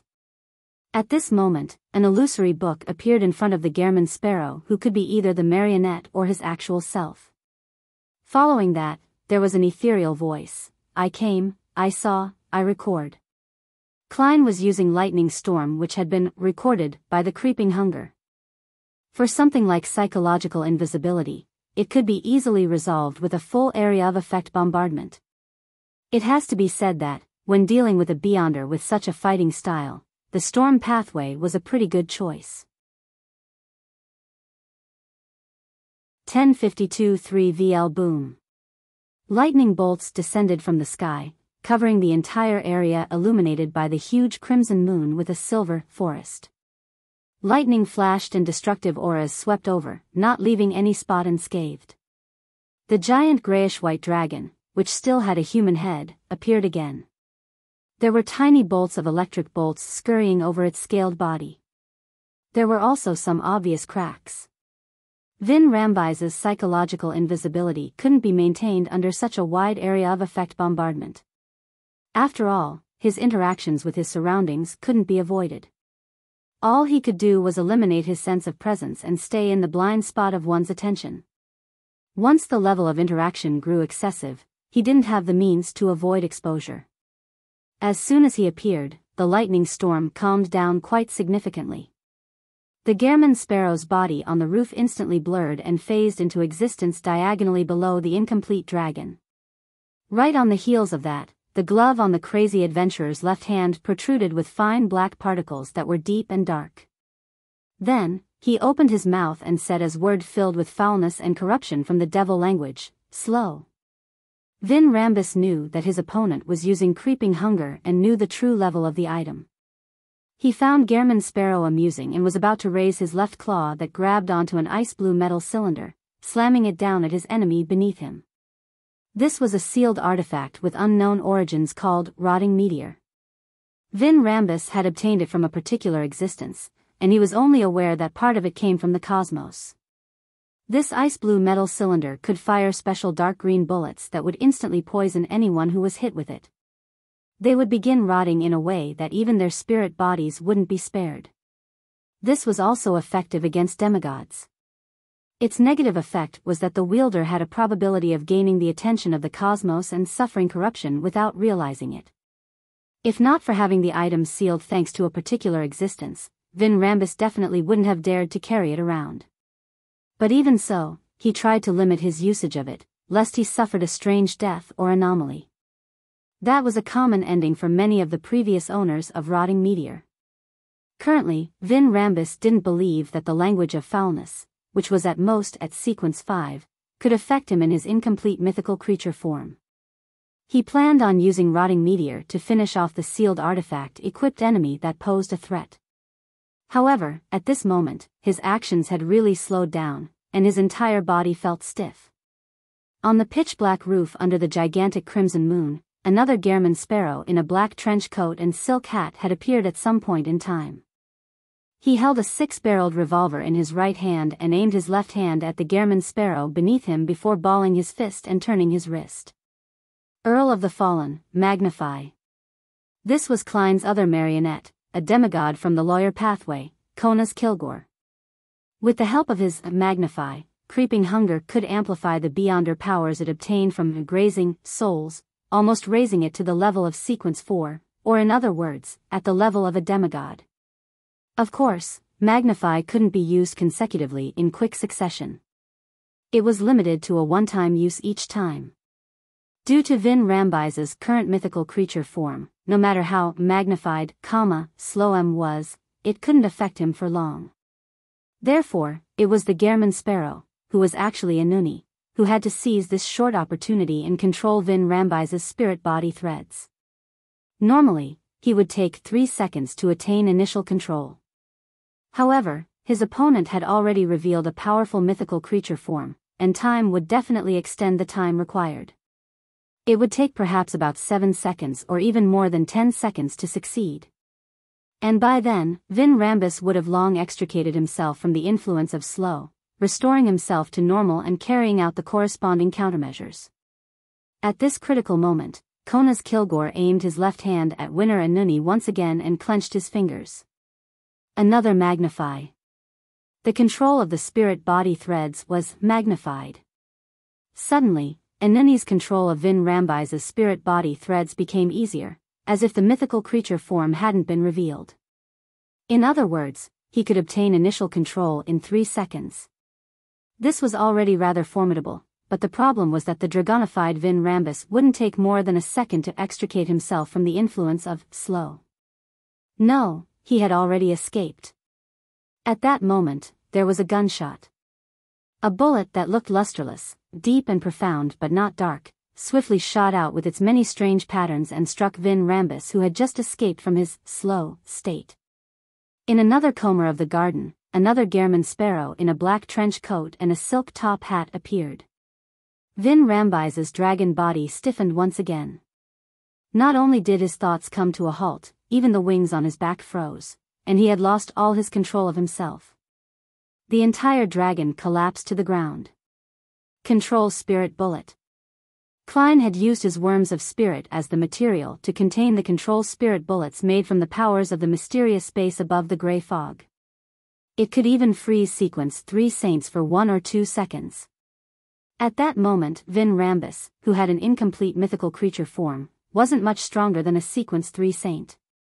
Back when Amon's avatar was hit by the control spirit bullet, it had also froze for more than a second. In addition, Klein could also get Konas Kilgore to magnify the power of the bullet. However, to grab the opportunity, he had failed to do it in time. The string of team combination attacks from before had already made Klein turn poignant, as obtaining the aid of a demigod from the lawyer pathway was terrifying. It was very, very effective. Of course, under normal circumstances, the Earl of the Fallen's magnify could only amplify the effects and influence that strengthened one's body or actions without helping others. However, the problem was that, as marionettes with worms of spirit within them, they were without a doubt, no different from Klein. He hadn't been augmenting others, but himself. Seizing the opportunity of Vin Rambis falling into a state of paralysis, Winner Anuni obtained initial control over the spirit-body threads. The incomplete dragon had just ended its rigid state when its thoughts became sluggish. Its movement had a certain delay. It had to be said that, after a bizarro sorcerer obtained a powerful marionette, they could unleash terrifying powers through their cooperation with their marionettes. Klein also had a cheat-like method like control spirit bullets. This was something that could only be created by him because he was the only one who could stir the powers of the mysterious space above the gray fog. Of course, Amon and other powerhouses also had similar charms and bullets. The only difference was the effects would be different. Seeing that Vin Rambis had come under a certain level of control, Klein began preparing to disrupt any form of resistance he tried putting up, preventing him from escaping from his current state until he became a marionette. However, at this moment, his head suddenly ached due to an intolerable mania in his heart. Then, he became extremely down, as if he couldn't feel joy anymore. He despised himself and wished he could give up his life just like that so that he wouldn't be a burden on others. In the blink of an eye, he became excited. His eyes seemed to be blood red and filled with hatred towards anything, wanting to destroy everything he saw. Not good. Before his mental state deteriorated, Klein realized that he had been influenced by Vin Rambus at some point in time. Something was wrong with his body of heart and mind. He hurriedly attempted to cogitate to fight against the abnormal mental state. However, various thoughts that didn't seem to belong to him flashed through his mind. Let's end it here. Fuck, think of a way to save yourself. What exactly happened? I think I have a serious mental illness, a psychiatric disease that's contagious. The special mental illness that Miss Justice mentioned? This is indeed a high sequence beyond her power of the spectator pathway. Why are you saying so much? That's a demigod psychiatrist you're facing. Turning him into a marionette will easily resolve this problem. Realizing that Gehrman Sparrow hadn't shot the second bullet, Vin Rambis's face, covered in grayish-white scales, revealed a faint smile. Although he hadn't anticipated the tight cooperation between Gehrman Sparrow and his two marionettes, causing him to quickly fall into a perilous situation, it wasn't like he hadn't done anything prior to this. Before he left the sea of collective subconscious, he had secretly planted contagious madness in a marionette. A marionette was, after all, a dead person. Although it was unable to be controlled by any other methods other than spirit-body threads, it didn't mean that they didn't have an island of consciousness. It was just a dead mass, but it was precisely here that Vin Rambus buried a seed named madness.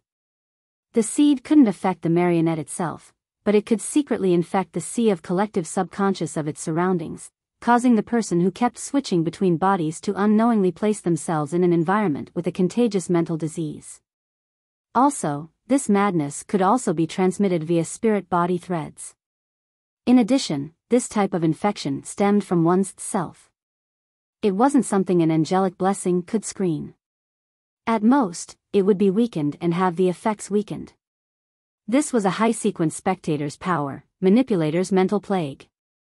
In ancient times, there would be people from time to time who were placed in repressed states for prolonged periods of time and appear abnormal at the same time.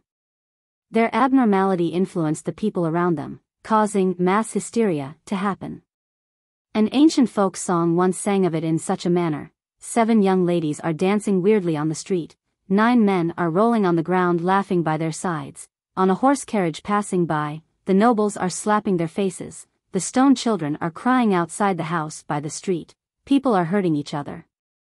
The entire city is crazy. If one thought about it carefully, it would make one feel an inexplicable sense of horror. However, Vin Rambus knew that the scene described in the myth was true. It was an experiment from a spectator pathway demigod. A highly contagious mental plague. By the time Gehrman Sparrow's actual body went crazy, his control over his marionettes would undoubtedly be lost. When that happened, Vin Rambus would be able to escape from his predicament. It wouldn't take long, as it only took a few seconds. At that moment, a manipulator like Vin Rambus wasn't afraid that Gehrman Sparrow had the charm which Audrey had used, the one that could temporarily swap fates between two people. This was because a swap would put Gehrman Sparrow in a state of becoming a marionette. His thoughts would turn sluggish and his body would stiffen. As for Vin Rambus, being infected by the mental plague was a relatively simple problem for him to resolve. At this moment, Vin Rambus saw the Gehrman Sparrow on the rooftop aiming his left hand at the Gehrman Sparrow who was holding the iron-black, long-barreled revolver. He gripped his fingers and slowly turned his wrist. Distortion. Klein had used Kona's Kilgore's Beyonder powers to distort the level of his mental disease, weakening it and slowing down the deterioration. Making use of this period in which he had clarity of mind, he raised Death Knell again and pulled the trigger. Bang! Another control spirit bullet shot out and hit the motionless, massive incomplete dragon. At the same time, Kona's Kilgore used Magnify. Despite being attacked, Vin Rambus didn't escape from Inuni's control, because he had fallen into a long period of feeling numb and stiff. Klein silently kept count of the time, shooting a third control spirit bullet before Vin Rambus truly recovered. And before the third control spirit bullet's magnified effects ended, the grayish-white, incomplete dragon trembled as it returned to normal, no longer looking sluggish. 1053 President in the dimly lit world, the gigantic crimson moon hung silently over the house while everything in the garden seemed to be asleep. The despair in the incomplete grayish-white dragon's eyes dissipated as it retracted its skin-covered wings, behaving like a docile hunting dog reared at home. The psychology alchemist's counselor, demigod of the spectator pathway, Vin Rambus, had lost his life and became Klein's marionette. Without bothering to enjoy this achievement, he switched places with Inuni, who was beside the grayish-white dragon, appearing as Gehrman Sparrow in his black trench coat and silk top hat. Then, he controlled his new marionette to treat the infection he received from mental plague. A gentle and cool breeze swept past the sea of collective subconscious, seeping into Klein's island of consciousness. It made him feel like the object reeking of a rotten, putrid, and discordant object in his body of heart and mind was being purged out of him with a surgical knife. Klein's face immediately contorted as he grimaced. He once again felt the excruciating pain in his soul. Thankfully, in order to create the control spirit bullets and the yesterday once more charms, he was already accustomed to this feeling. He didn't hold his head and roll around. After purging the contagious mental disease from his consciousness, the cool wind brought about a warmth that made him want to take an afternoon nap. It allowed his damaged spirit body to relax as if he was soaked in a bath. His mind and body quickly recovered thanks to the nourishment. By the time he recovered from his mental disease, the gentle breeze that blew at him became intense. It swept the surroundings, wiping out all the contagion left in the air. After doing all of this, Klein made the grayish-white dragon rapidly shrink its body, converge its godhood, and turn back into its human form. However, as Vin Rambai's clothes had been ripped to pieces, the gray scales on his body didn't disappear. A few seconds later, the ascetic leader of the Church of Evernight, Ariana, walked out of the gigantic crimson moon in her simple robe and belt made of tree bark. Her long black hair cascaded down as she stepped across the void and arrived diagonally above Vin Rambus. The angel stretched out her right hand and, with a gentle squeeze, let Vin Rambis's blurry soul leave his body and float above his head. "Why are you helping George III?" Ariana asked directly. Vin Rambis's confused expression immediately turned serious. "This is the choice of the times, an inevitability of destiny. We are just following the flow of the tides and providing some guidance, allowing the times to develop in the right direction." The standard answer of the Twilight Hermit Order. From the looks of it, the psychology alchemist's demigod doesn't know what Adam's true goal is either. Even as official members of the Twilight Hermit Order, most of them probably don't know. Klein didn't have any problems thinking thanks to his situation inside the concealed world. Ariana didn't show any surprise as she pressed, "What is the trend of the times?" Vin Rambis's eyes were unfocused, but his expression was solemn as he answered, "A war, one that will sweep the entire world." "This. Isn't peace nice?" Klein frowned slightly as he couldn't help but mumble inwardly. He knew very well what a world war would do to humans. He only wished that his investigation with the Church of Evemite would be able to seize the key and successfully prevent the war which the Twilight Hermit Order was strongly pushing from erupting. Ariana fell silent for a second before asking, "What's the secret George III is hiding?" Vin Rambus revealed a smile. "Every king is restrained by 3 major contracts and can only reach a limit of sequence 5. But with our help, he bypassed the restrictions and has already reached a higher level.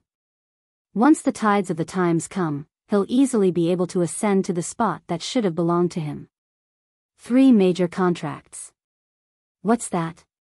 It's understandable to limit a king to sequence 5 due to the strong push to keep mysticism under wraps.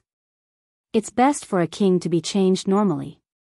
The people will find it acceptable if they could live for 80 to 90 years old, but to still be active at 120 to 130 years will be the cause for conspiracy theories and panic.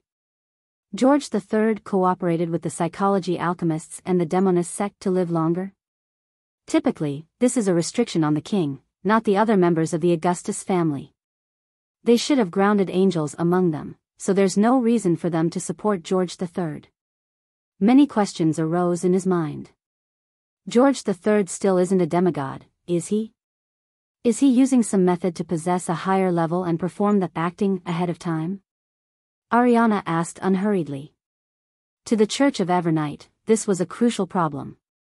If George III was already a demigod, they could directly contact the Church of Storms and Steam to capture him because the king himself was enough evidence. Vin Rambise's soul nodded and said, yes.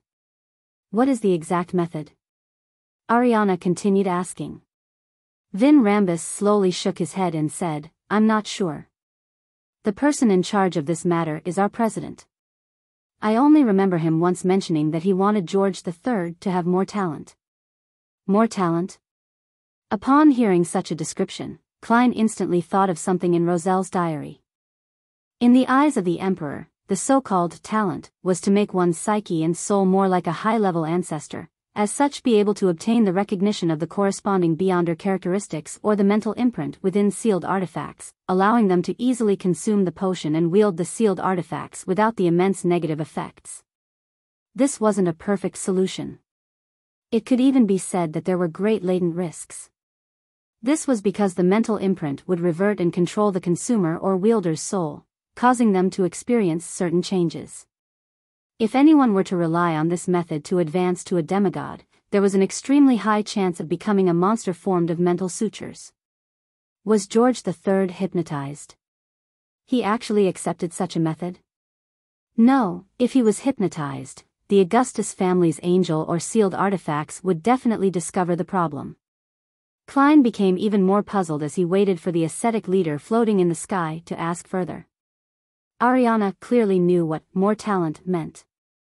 Without any change in expression, she asked, who is your president? Vin Rambis revealed a look of reminiscence.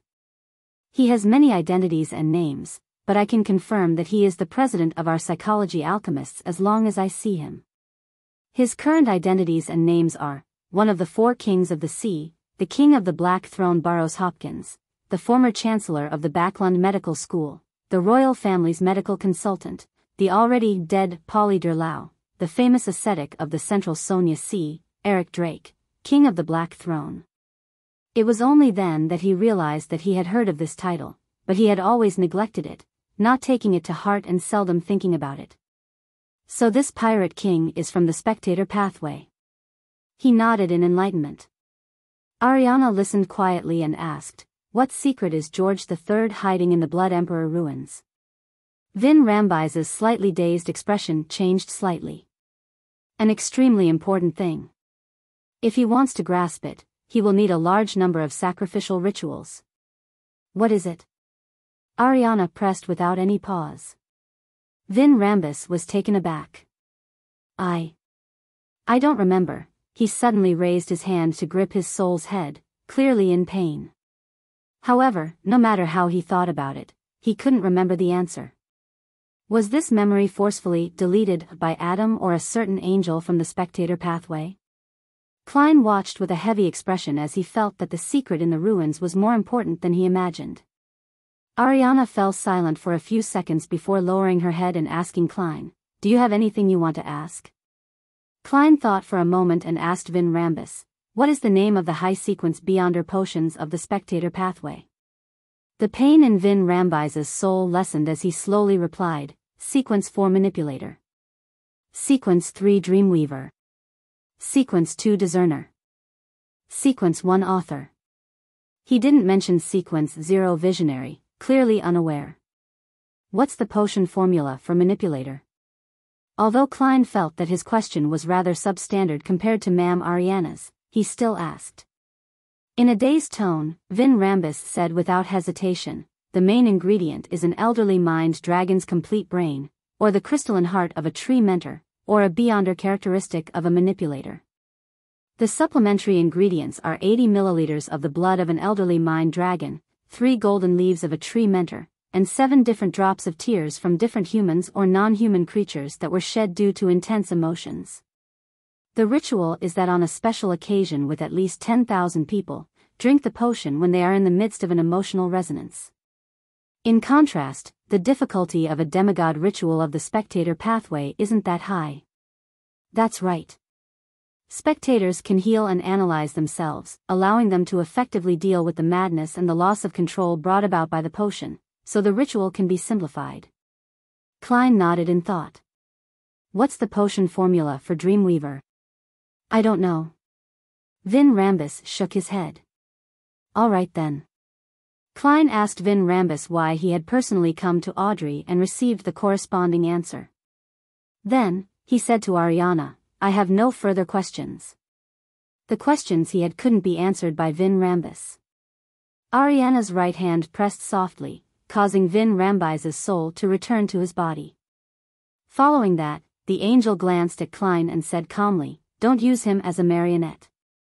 Before his mental imprint is removed, it's best you don't use his Beyonder characteristic to create items. Of course, I don't want Adam to visit me. Klein nodded sincerely. I will remember it.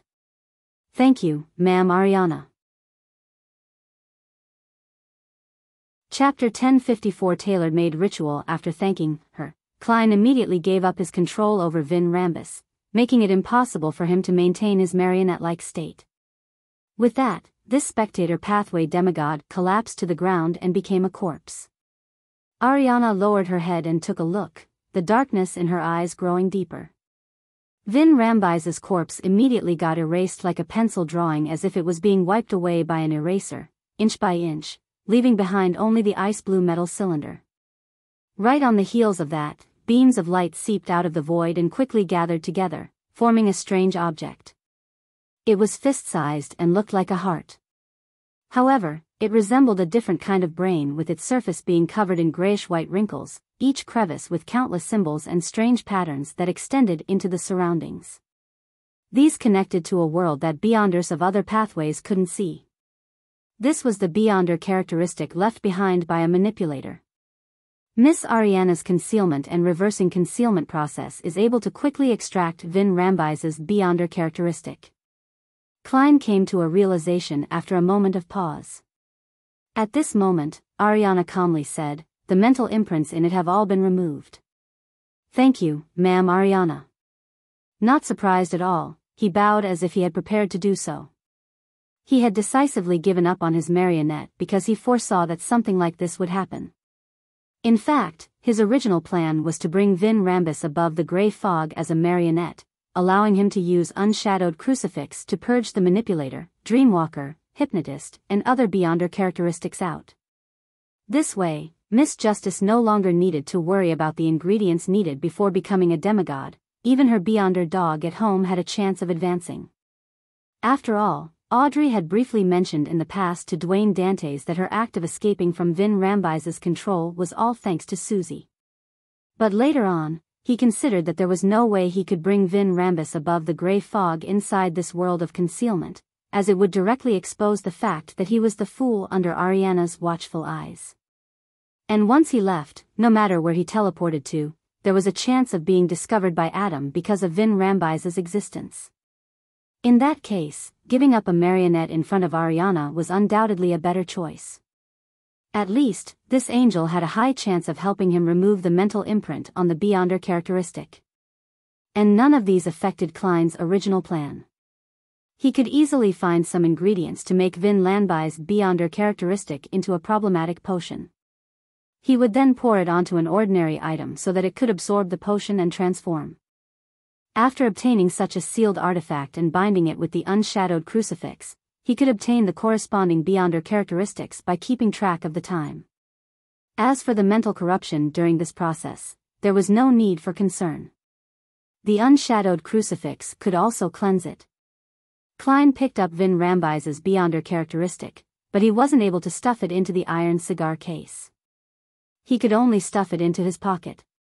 As for Ariana, she cast her gaze towards the ice-blue metal cylinder and said in an unhurried voice, "It's from the cosmos, so it's best you don't use it. Even you carrying it with you should be limited. Otherwise, a gaze might be cast onto you, causing you to be corrupted and suffer aberrations." From the cosmos? Klein found the description familiar. Soon, he remembered the origins of its familiarity. This originated from the yellow light, Venethan's prophecy of the apocalypse in Sights in the Spirit World, from the Abraham family. Casting one's gaze from the cosmos, the lands shatter. Everything in the world will cease to exist. The apocalypse. The origins of this sealed artifact is related to the apocalypse? What does the cosmos represent? What does it have to do with the astral world? A series of questions formed in his mind, making his expression turn heavy. Faced with his question, Ariana nodded gently and said, "Yes, the cosmos." "Is it the cosmos above our heads?" He pointed at the dark night sky which was embedded with the gigantic crimson moon. "Yes." Ariana gave an affirmative answer, but she didn't explain further. After some thought, he asked again, "There are many hostile existences that are attempting to destroy this world?" Ariana's gaze swept across his face and finally stopped at his eyes. "I can't give you an answer.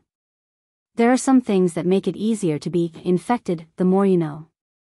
Both your body and soul will be infected.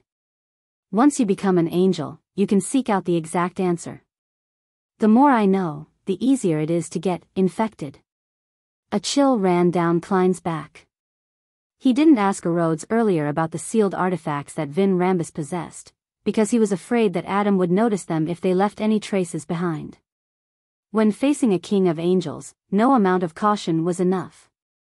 Seeing that Ariana wasn't revealing anything else, Klein pointed at the ice-blue metal cylinder and asked, "How should we handle this item?" The description of the ascetic leader made him a little afraid of bringing the sealed artifact above the gray fog to disinfect. Ariana calmly said, "My suggestion is to sacrifice it to the goddess.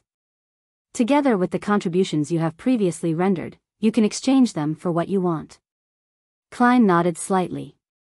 "I understand." After expressing his gratitude, Ariana's figure was quickly erased and disappeared into the dark garden under the abnormally huge moon. And with that, the world of concealment collapsed. Klein observed for a few seconds before taking out candles and other ritual items he carried with him. He quickly set up an altar and sacrificed the ice-blue metal cylinder to the Evernight goddess. At the end of the ritual, amidst the howling winds, the burning ash of the herbs and the surrounding soil rose up and landed onto an empty spot on the altar. The ash and soil were connected, forming words. Sequence 3, Scholar of your main ingredients, Hound of Fulgrim, pair of eyes. 1 demonic wolf of fog's transformed heart. Supplementary ingredients: 100 milliliters of Hound of Fulgrim blood, 30 grams of white frost crystal of demonic wolf of fog, a large amount of real ancient historical records. Advancement ritual: be separated from reality for at least 300 years and consume the potion after one becomes history and doesn't belong to the present era. This. Klein couldn't help but blink, wondering if he had seen the wrong description. The description of not belonging to the present era made him think of a line in his honorific name: "The fool that doesn't belong to this era." I've been hanging above the extraordinary door of light for more than 300 years.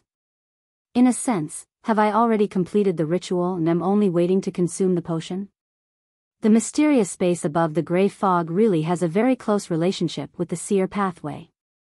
Could it be the manifestation of the uniqueness? Klein was momentarily delighted but also grim. This was because he didn't know if a price was exacted for such a bestowment. Phew, I really want to jump to a neighboring pathway after becoming an angel to not follow whatever path was planned for me. For other Bizarro sorcerers, the hardest part about the advancement ritual is to live for more than 300 years. After all, this isn't a pathway that's known for having a long lifespan. Also, being separated from reality for 300 years easily drives one mad. For Bizarro sorcerers who are in a dissociative state, the risk of madness and losing control is quite significant. Klein looked at the Scholar of Yours potion formula as thoughts couldn't help but flash through his mind. After an unknown amount of time, he ended the ritual and put away the corresponding items. As he walked out of the garden, the gigantic crimson moon and the pitch-black darkness faded away, disappearing inch by inch. Then, he saw fresh autumn flowers and the sunlight shining above them. He also saw a blonde girl waiting in between the house and the garden. Audrey's eyes wore an elated look as the corners of her lips curled up unconsciously. Klein nodded at her before his figure was enveloped by scarlet flames. Elsewhere in the garden, there was another flame soaring in the air, but it wasn't obvious. When the flames dissipated, Gehrman Sparrow was gone. The remnants of the crimson moon and the night scenery vanished completely. Audrey fell into a daze for a few seconds before thoughtfully looking away and entering Viscount Glaine's residence. After she left in a carriage with Susie and the servants, she returned home and had a chance to be alone. As expected, she received the world's invitation for a meeting. Above the gray fog, inside the palace. Audrey looked at the world Gehrman Sparrow and calmly asked, what was Vin Rambis's true goal?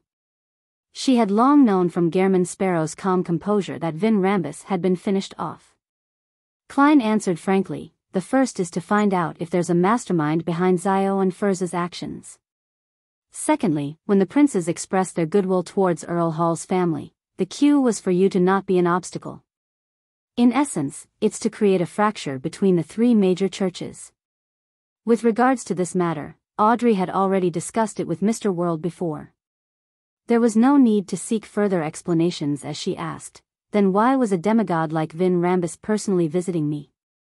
Klein smiled and said, if you wish to deceive the guards arranged by Earl Hall, as well as hypnotize a hypnotist with great certainty without causing any commotion, a sequence 5 might not be capable of doing so, therefore, it's best to send a demigod. Furthermore, you knew Vin Rambis and had interactions with him before, so your vigilance against him would be minimized. To be honest, if you weren't careful enough and had an unnoticeable helper like Susie, the whole matter would have gone on smoothly without you and I knowing until Monday. Justice Audrey didn't wear a thick mask. She smiled and sighed with mixed emotions. So I'm already this powerful to the point of needing a demigod to be certain of success. He was even more powerful than I had imagined. You actually hypnotized a demigod that's good at hypnotism, Klein praised with a smile. Audrey pursed her lips without realizing it and smiled. That's mainly because of the fate siphon charm you gave me. My hypnotist potion seems to have completely digested as a result of this. Chapter 1055 Train of Though completely digested? That's understandable. This is the act of hypnotizing a demigod. Although it's thanks to the fate siphon charm, it only helped to open the door of the body of heart and mind. The subsequent consciousness manipulation and the cue planting needs to be done personally.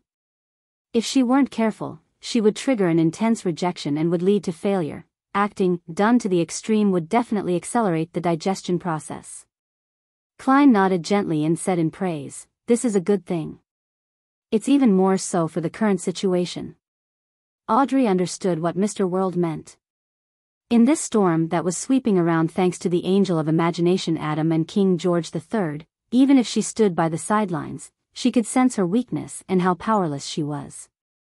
She couldn't wait to improve herself. She tersely acknowledged and said, I'll urge the son to give his conditions to complete the deal and try my best to advance to sequence 5. When the time comes, I hope that I can receive the protection of Mr. Fool and remain conscious in my dream. Having been prepared for this, Klein smiled and said, actually, you don't have to wait that long. I'll be able to sell you a Dreamwalker's Beyonder characteristic by tomorrow, and at the latest, Friday. As it was a private exchange, Klein didn't act as the world by deliberately making his voice hoarse. All he did was sound reserved. Really? Audrey's eyes widened, not concealing her surprise. Klein nodded and said, it's actually from Vin Rambis. The new cross that Mr. Fool obtained can allow the Beyonder characteristics to be purged. He spoke very simply without explaining the actual steps. He maintained Gehrman Sparrow's unique coldness. Is that so? The corners of Audrey's lips curled up as she broke into a smile. She pressed against her chest and said, praise Mr. Fool. And thank you, Mr. World. A double token of gratitude. Klein chuckled inwardly and calmly said, "It's just a transaction. You need to pay for it," he lampooned to himself. Audrey maintained her smile and asked, "What do you need?" "For a sequence 5 Beyonder characteristic, 8,000 pounds. Klein chose something that Miss Justice could gather in the fastest time possible. Audrey didn't mind the price. She thought for a while before asking, "Can you sell the separated hypnotist characteristic to me as well?" When she said that, she smiled in embarrassment and said, "It's for Susie." The incident this time was resolved all thanks to her. Yes, the higher her level, the greater the help she can provide will be. Well, I'll also help her. No problem. 4,000 pounds. Having expected this, Klein directly named his price. In his plan, he could stop once the hypnotist was purged, doing so without continuing the separation process. Now, he would place the unshadowed crucifix together for a long period of time, allowing its remaining characteristics to take form. A total of 12,000 pounds? Audrey asked for confirmation, not feeling too much pressure. As she didn't have any major expenditures for the past few months, she only had 10,000 pounds left. Just a little bit of economizing was enough to satisfy her needs. Seeing the world nod, she heaved a sigh of relief.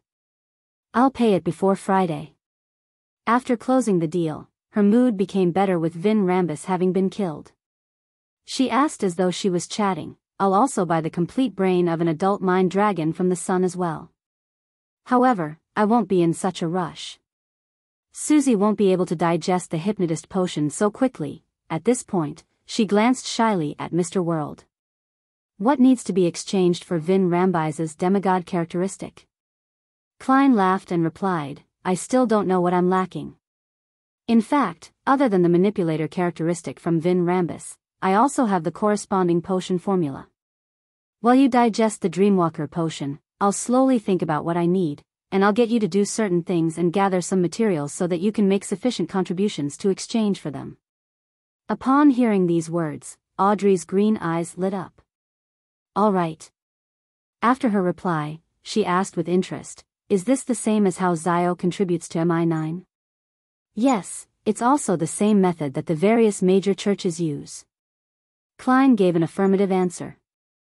Audrey nodded and curiously asked, "Mr. World, do you know the name of the high-sequence Beyonder potions of the spectator pathway?"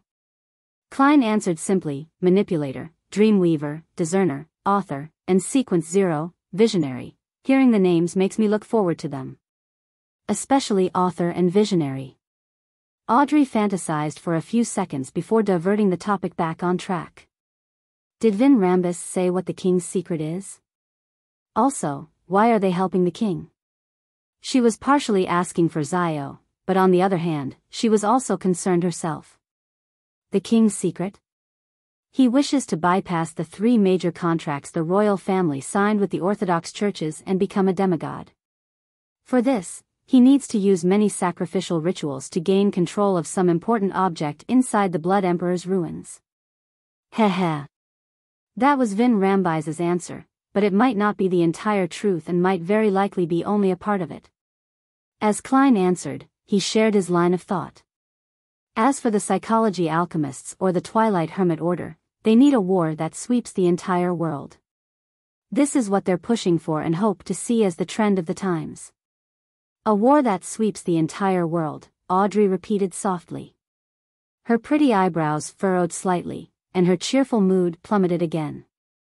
Although her status and standing hadn't made her truly experience the cruelty of war before, she was no longer sheltered and cut off from the world. She could already imagine it to a certain degree. After a brief moment of silence, Audrey took a deep breath and forced a smile. "I hope we can stop this." After exchanging a few more words, she left the gray fog and returned to the real world. As for Klein, he busily used clear water, tree sap, herbal powder, thousand-faced hunter's blood, spirit world plunderer powder, and other materials to dilute Vin Rambis's Beyonder characteristic and concoct a potion that had a questionable name which was definitely filled with problems. Then, he found an ordinary glass bottle and put the potion inside. He wanted to know what kind of sealed artifact it would eventually transform into. This took quite a bit of time, so he used the power of the mysterious space above the gray fog to construct a spherical barrier around the glass bottle to prevent any influence it had on the entire area after it mutated. After doing all of this, he returned to 160 Buckland Street. He prepared to summon a Rhodes and ask it for information about the two Beyonder creatures known as Hound of Fulgrim and Demonic Wolf of Fog. At that moment, with the passage of time, the clouds in the sky had thickened, and the sun was covered up once again. The entirety of Buckland had become as dark and cold as the morning. Standing in front of the desk, he looked out the window at the sky. For some reason, he felt as though he and the Church of Evernight had neglected an important problem. Their investigations had been going relatively smoothly during this period of time, and the intelligence they received was also delving deeper.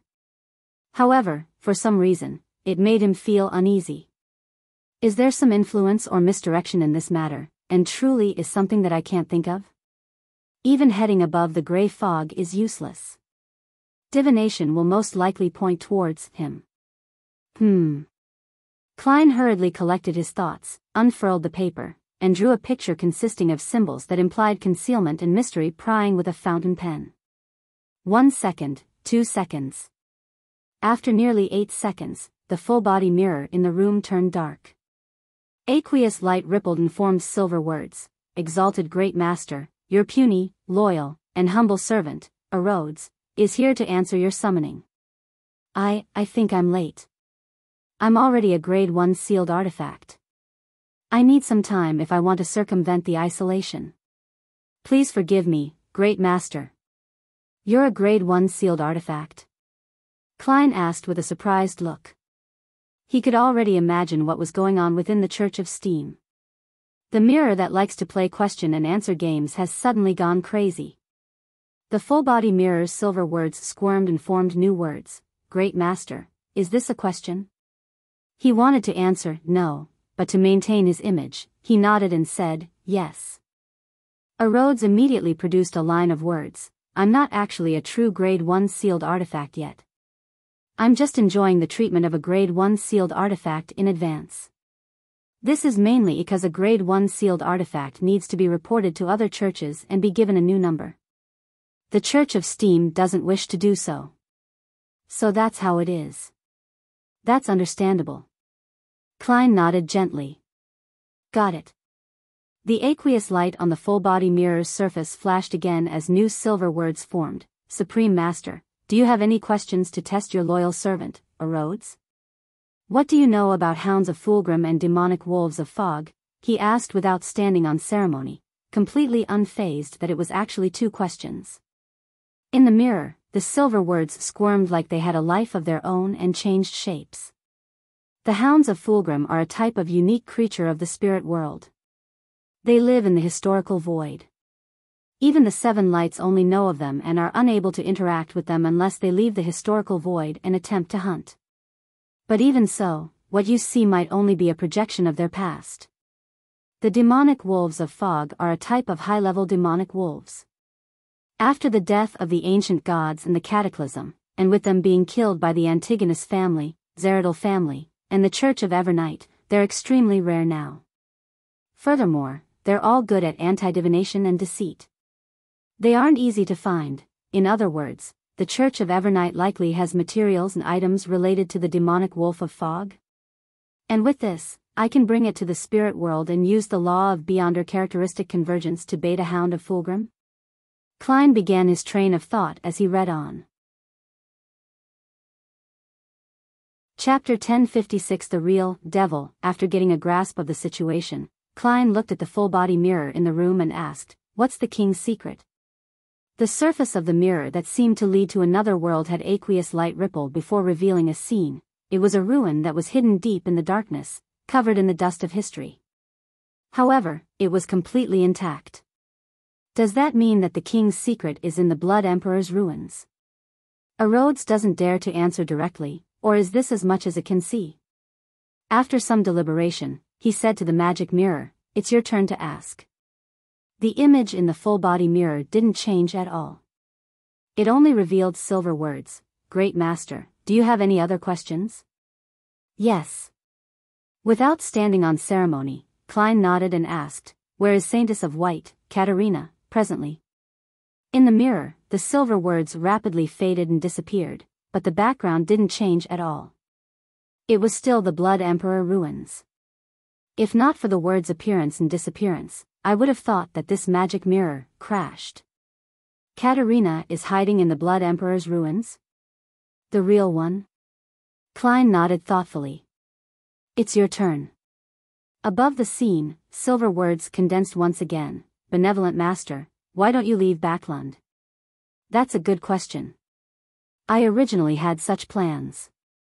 I originally investigated the great smog of Backlund because of my outrage over the innocent deaths of the poor like old Kohler, as well as being lost due to the shattering of my main goal. Later, I ended up with the identity as a blessed of the goddess. Later on, I tried to prevent a disaster from happening and prevent the people I know from suffering due to the ambitions of the powerful and to not drown because of the tides of the times. I was willing to bear some of the risks. As for now, knowing that there might be a war that would sweep the entire world, and discovering that the advancement ritual of Scholar of Yurt is practically tailor-made for me, with signs of things being arranged, I've already come to a realization that I might not be able to escape even if I tried. Or should I say that I'm unlikely to escape my destiny even if I were to flee Backlund? In that case, I might as well take the initiative to face the risk head-on and see if I can figure out the truth and find a chance to survive, grasping my fate in my own hands. Klein's thoughts kept churning before they settled. Following that, he calmly replied, "Leaving can't really solve the problem." With that, he asked, "Where is Trissy now?" The full-body mirror finally changed the depicted scene. This time, it was pitch black. Occasionally, thick objects would slip across the surface. Rhodes also can't see Trissy's situation. Klein nodded slightly and said, "It's your turn to ask." The mirror was filled with aqueous light and wisps of silver formed a sentence. "Great Master, I have something to tell you." "May I?" "Go ahead," Klein replied, somewhat curious. The silver words changed into new words. "You have to be careful with what follows next."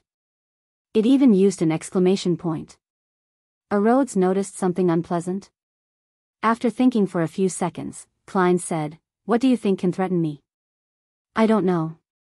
I have a feeling." Rhodes reorganized its words, turning them from silver to grayish-white. It was obvious that it meant to express its sadness and self-reproach. Without waiting for a reply, new grayish-white words appeared in the mirror one after another. "Great Master, I have another scene to show you. Is that okay?" "Sure," Klein spoke slowly. The full-body mirror's surface produced ripples as the pitch-black darkness changed. It became deeper and deeper, sparkling like diamonds. This was a beautiful and vast night. The scene that Rhodes displayed is directed at the goddess who's intrinsically the stars, or it's the gaze cast from the cosmos. It seems like it doesn't dare to express it directly. Klein considered for a moment and didn't attempt to ask further. "Let's end it here for today." "All right." The grayish-white words were once again dyed with silver as the speed at which they appeared had slowed down for some reason. "Great Master, why you haven't said that you would summon me, your loyal servant, Rhodes, again if you have other questions in the future. It's a mirror that needs to follow procedure." Klein said in amusement, "Of course, I'll summon you again when I have other questions." "Yes, Master." "Goodbye, Master." The silver words on the mirror returned to their normal speed, forming a hand that kept waving. After everything returned to normal, Klein burned the paper with the summoning symbols and drew the curtains. He once again stared at the cold and dark sky. Empress Burrow, in a small Evernight cathedral. Zio and Furs received Miss Justice's update thanks to Mr. Fool, and they knew that the problem had been resolved. They roughly understood what the king's secret was. Truly impressive. Furs, who believed in the god of steam and machinery, opened her eyes in the dark and quiet prayer hall, turned her head, lowered her voice, and sighed. She originally wanted to directly say that Mr. World or Gehrman Sparrow was truly impressive, but she no longer wanted to make such a mistake. The past week made her feel like she had been in the mysterious world for more than 10 years. Biyao opened her eyes as well, but she first drew a crimson moon on her chest, a form of showing her penitence towards her disrespect for the goddess. Yes, before Biyao could finish her sentence, the message she tried to convey reached Furs. What she wanted to say was that Vin Rambus was a true demigod, but from the time she and Furs entered the cathedral, less than 10 minutes had passed, yet, he had been finished off by Gehrman Sparrow. As saints, there was such a huge gap. Perhaps, it's the blessings of an angel, with her experience in supernatural events and writing novels, Furs made a vague guess.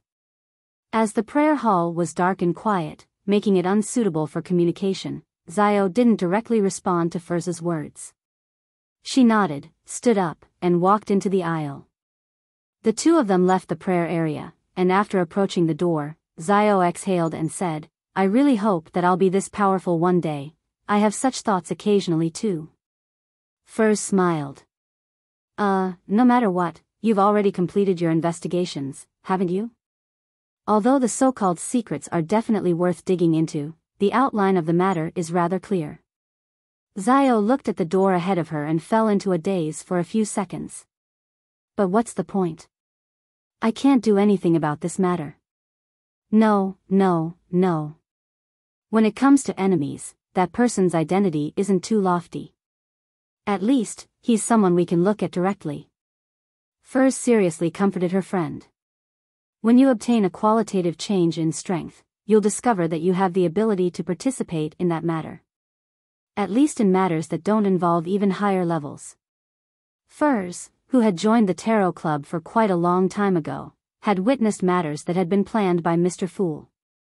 He had used his blessed and the members of the Tarot Club to destroy the descent of the true creator, revealed Bansi's secret, obtained a portion of the authority from the Storm Domain, and interfered in the ownership of 0-08. Compared to the angels, King of Angels, and even true gods that were involved in these matters, King George III alone was indeed nothing special. Biyao slowly walked to the door and said after a moment of silence, "I understand what you mean. We'll return to the East District. We won't be in a hurry to move. Once I obtain the Judge Potion formula, we'll disappear and go into hiding. I believe that after today's incident, they probably wouldn't dare to investigate us. That's for sure. They're just lurking in the dark, in spots that cannot see the light of day," Furs hurriedly echoed before exclaiming, "I only hope that before we move again, my letter to my teacher can be delivered." Biyao grabbed her yellow hair and walked out of the church gates as she said in a serious manner, "After I get the formula, I'll buy that button and try to advance as quickly as possible." "Not bad. You've recovered your fighting spirit," Furs teased with a smile. Biyao didn't say another word as she continued proceeding forward with a solemn expression. After walking a few dozen steps, she suddenly stopped and said without turning her head, "I don't think I have enough money to buy that button. When the time comes, lend me a little. I'll definitely return it." Furs was taken aback for a second before chortling. "Okay. If my guess is correct, I should be able to get the subsequent items from my teacher." Thursday afternoon. Using the excuse of having some rest, Klein returned to the master bedroom and entered the bathroom. He took 4 steps counterclockwise and arrived above the gray fog. He believed that the glass bottle that was filled with the potion had already finished absorbing it. Sitting at the high-back chair of the Fool, he waved his hand and removed the isolation barrier, pulling his target over. The transparent glass bottle was already stained with a dark color. It had a mesh pattern on its surface which shimmered slightly, giving off an artistic flair. It was empty inside, with not a single drop of the potion remaining. The spacious bottle's mouth was covered with a layer of mist that glowed. It made Klein feel as though his gaze was being sucked in the moment it landed upon the mouth of the bottle. A voice sounded from the bottle, "By throwing in 100 gold coins in it, you can fulfill a wish.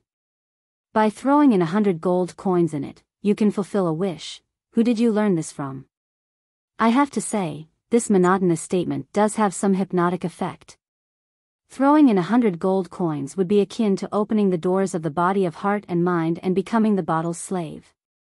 Klein did a simple analysis before beckoning for the unshadowed crucifix. Using the pressure brought about by the gray fog, he stuffed it into the bottle's mouth. "You devil!" The voice in the bottle screamed shrilly before it was miserably blocked by the gray fog. Chapter 1057 The Extraordinary and the Ordinary. After dealing with the mutated glass bottle, Klein took out his golden pocket watch, opened it, took a look, and took note of the time. He had to return 3 hours later and separate the unshadowed crucifix from the bottle of slavery. Only then could he obtain a single manipulator's Beyonder characteristic, and not a product that was mixed with the previous sequence's Beyonder characteristics. "It feels like I'm doing an experiment." Klein nodded slightly, put away his pocket watch, and returned to the real world where he had his actual afternoon nap.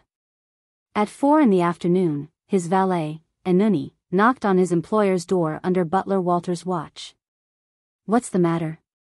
In his pajamas, Dwayne Dantes rubbed his forehead and opened the bedroom door. Enuni bowed and said, "Sir, you accepted Madame Rihanna's invitation for high tea the night before." "It's today." Klein looked at butler Walter and said, "All right, give me 15 minutes to prepare." Then he instructed his valet, Enuni, "Come in and help me change my clothes." When only he and his marionette were left in the room, he controlled the latter to bring out clothes suitable for high tea, taking glances at the wall clock from time to time. After about 10 minutes, after tying his bow tie and putting on his coat, he took 4 steps counterclockwise and headed above the gray fog.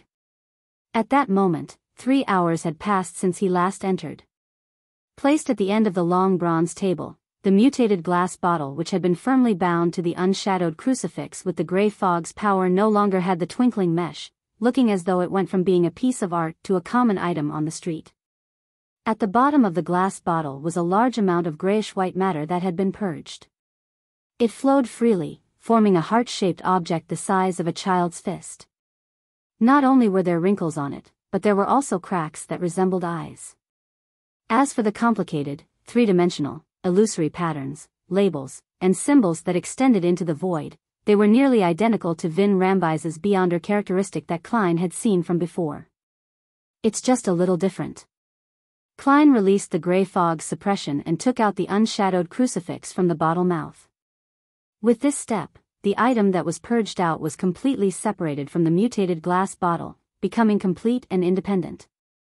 Klein reached out his left hand to pick up the item that resembled both a heart and a brain, and after examining it for a few seconds, he threw it into the junk pile and allowed the gray fog to envelop it. At this moment, a weak voice sounded from the mutated glass bottle. "You, devil!" Klein didn't respond as he thrust the unshadowed crucifix back in with his right hand, using the power of the gray fog to press down on it. And with that, the ancient palace returned to its tranquil state.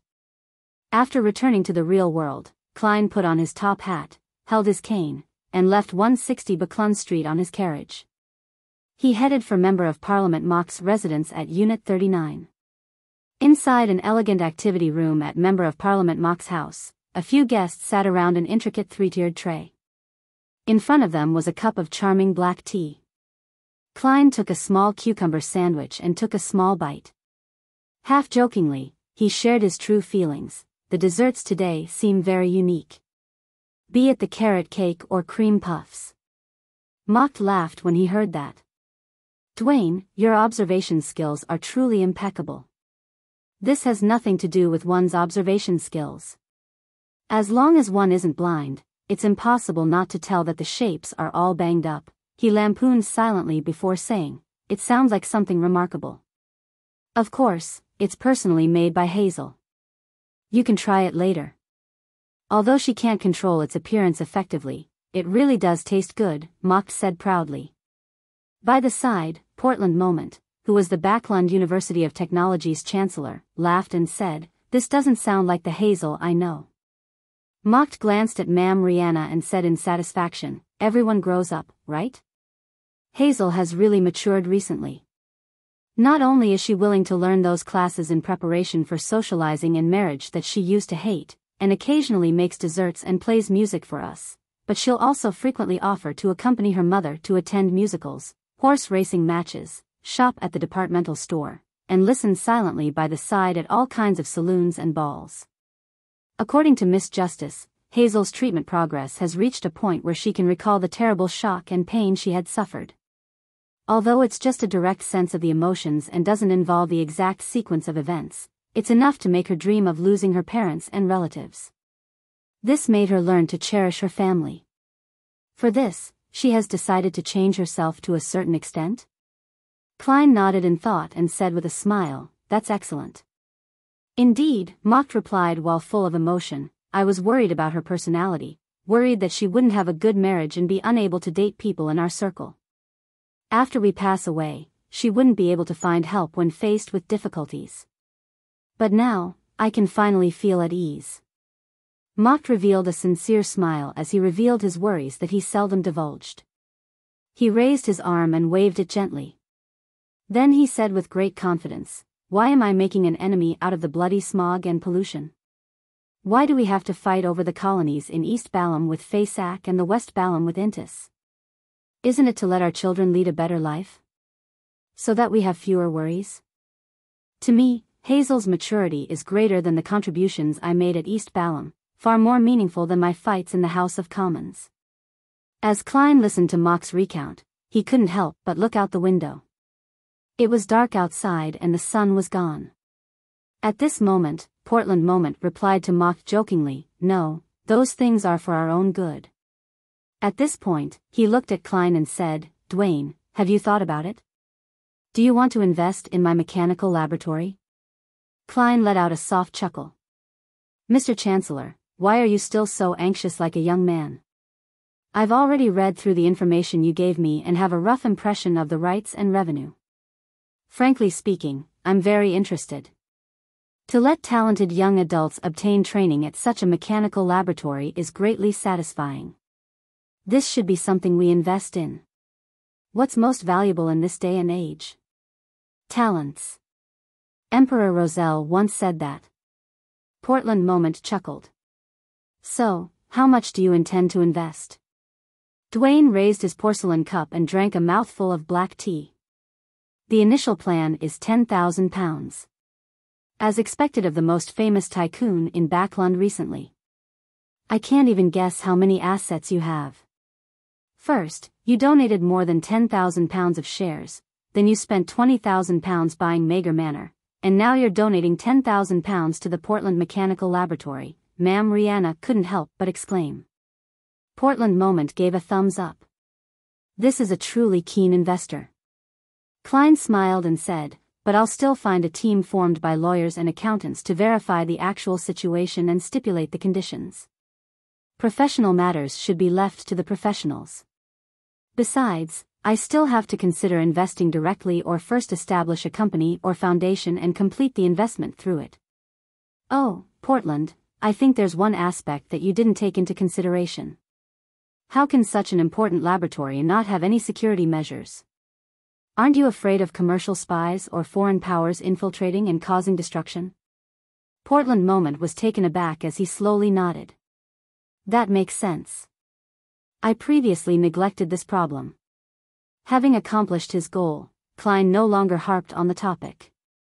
Instead, he deliberately asked, "Has there been news regarding Brigadier General Kona's Kilgore?" Mock sighed and said, "No. Civilhouse Yard said that Mager Manor and the surrounding areas have been searched. They didn't even find any leads." As he spoke, the House of Commons Member of Parliament lowered his voice and said, "I suspect that the Brigadier General had an accident while carrying out a secret mission. The current mood of the higher-ups has been a little strange. From a certain point of view, you guessed right." Klein sighed. "I hope nothing happens." Amidst high tea, Klein took note of the time and went to the bathroom. Above the gray fog, he placed the Dreamwalker characteristic into the junk pile that seeped out of the mutated bottle. By the time high tea ended and he returned to 160 Backlund Street, the sky had already darkened. The street lamps on both sides of the road were lit up ahead of time as the rain pattered down the carriage windows. Now, all the questions are concentrated on what's hidden in the Blood Emperor's ruins. As long as the three churches discover the problem in time, they can prevent many things from happening. Klein looked out at the street lamps that looked blurry from the rain as he considered the recent developments. For now, apart from capturing Katerina, I can't provide much help. Furthermore, the goddess is digesting or controlling death's uniqueness. She might not have the power to provide a response at that level. To solve this problem, I either get a grade 0 sealed artifact with a targeted effect from the Holy Cathedral, or I rely on the Church of Steam and Storms and see which one of the true deities will respond. A grade 0 sealed artifact might not be enough since it involves a king of angels, and there might be traitors amidst the two churches. Traveling from 39 Buckland Street to Unit 160 didn't take long. Before Klein could straighten out his thoughts, he had already returned to his doorstep. He had no choice but to get off the carriage. When he changed his clothes on the third floor, his spiritual perception was triggered. He saw Rionette Tinker walk out of the void with 4 blonde, red-eyed heads in hand. "It's from Sharon?" A guess came to him as he received the letter. "That's right," one of the heads held by Rionette Tinker replied. Without another word, Klein opened the envelope and unfurled the piece of paper. There was only one line on it: "We'll take action at 10 tonight." Chapter 1058 A Tool/Biyao tonight at 10. Looking at Miss Messenger, who stayed in place, Klein walked to the desk and wrote, "I'll be on time."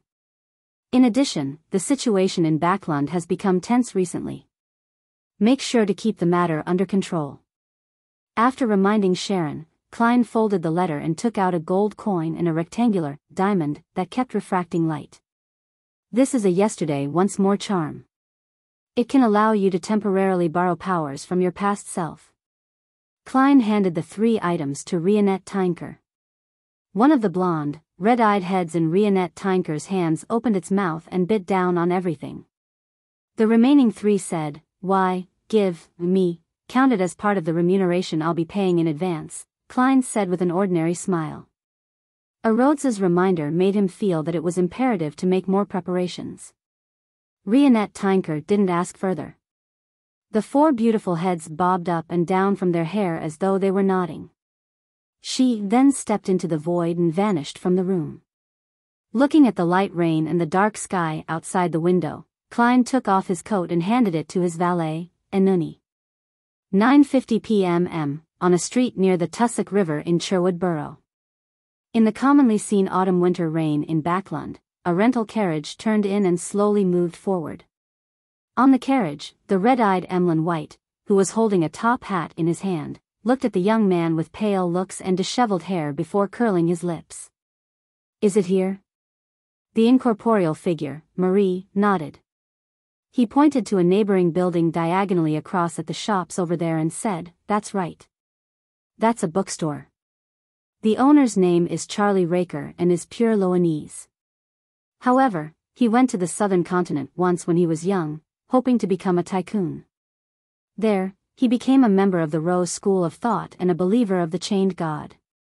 He was later sent back to Backlund and was made to gather intelligence, as well as provide assistance to the other Rose School of Thought members who are executing other missions. We've been watching him for a while and wish to finish him off and sever the source of intel for the Rose School of Thought so that we can create a better living environment for ourselves.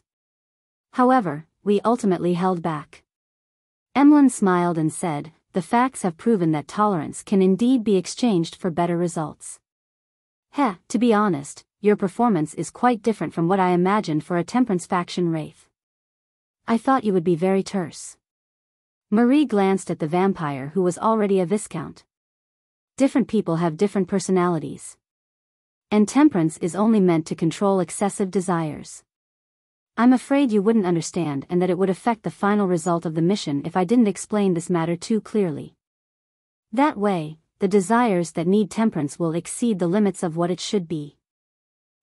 Although it's very philosophical, there's no need to use me as an example. Emlyn leisurely leaned against the wall and looked at him. Continue with the previous topic. Marie looked out the window again. In Charlie Raker's house is a female servant from the Paws Valley.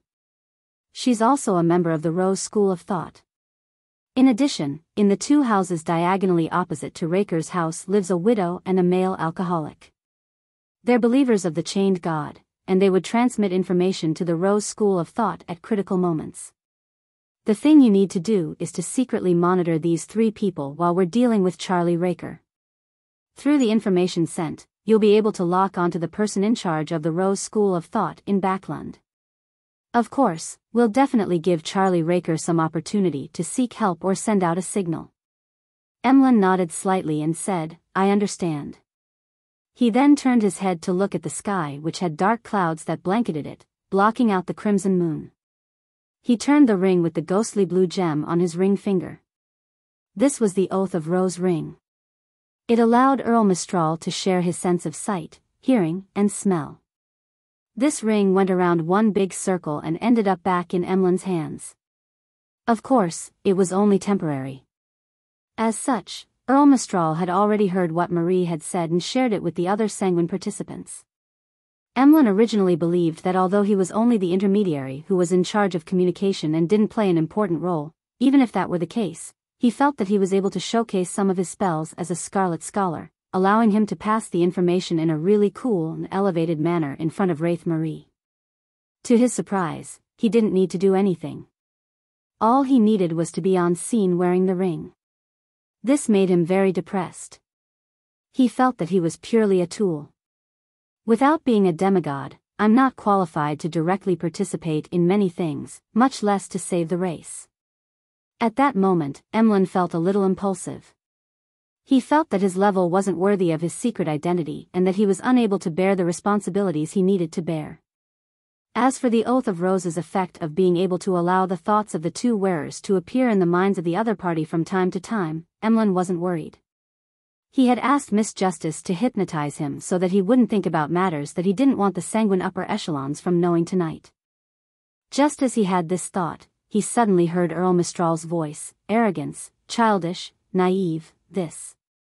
This is a particular thought of Earl Mistral that was transmitted by Oath of Rose. Heh. Emlyn scoffed inwardly as he began chanting a name, Ernst Boyar. Ernst Boyar. This Viscount had been hypnotized under the protection of Earl Mistral and had been volunteering at the Harvest Church for a long time. At that moment, Marie glanced at Emlyn's expression and nodded. Your current attitude is reassuring. Very serious, very solemn, and very focused. Ah. Emlyn was first taken aback before he curled his lips slightly. Thank you. The second floor of the bookstore was Charlie Raker's house.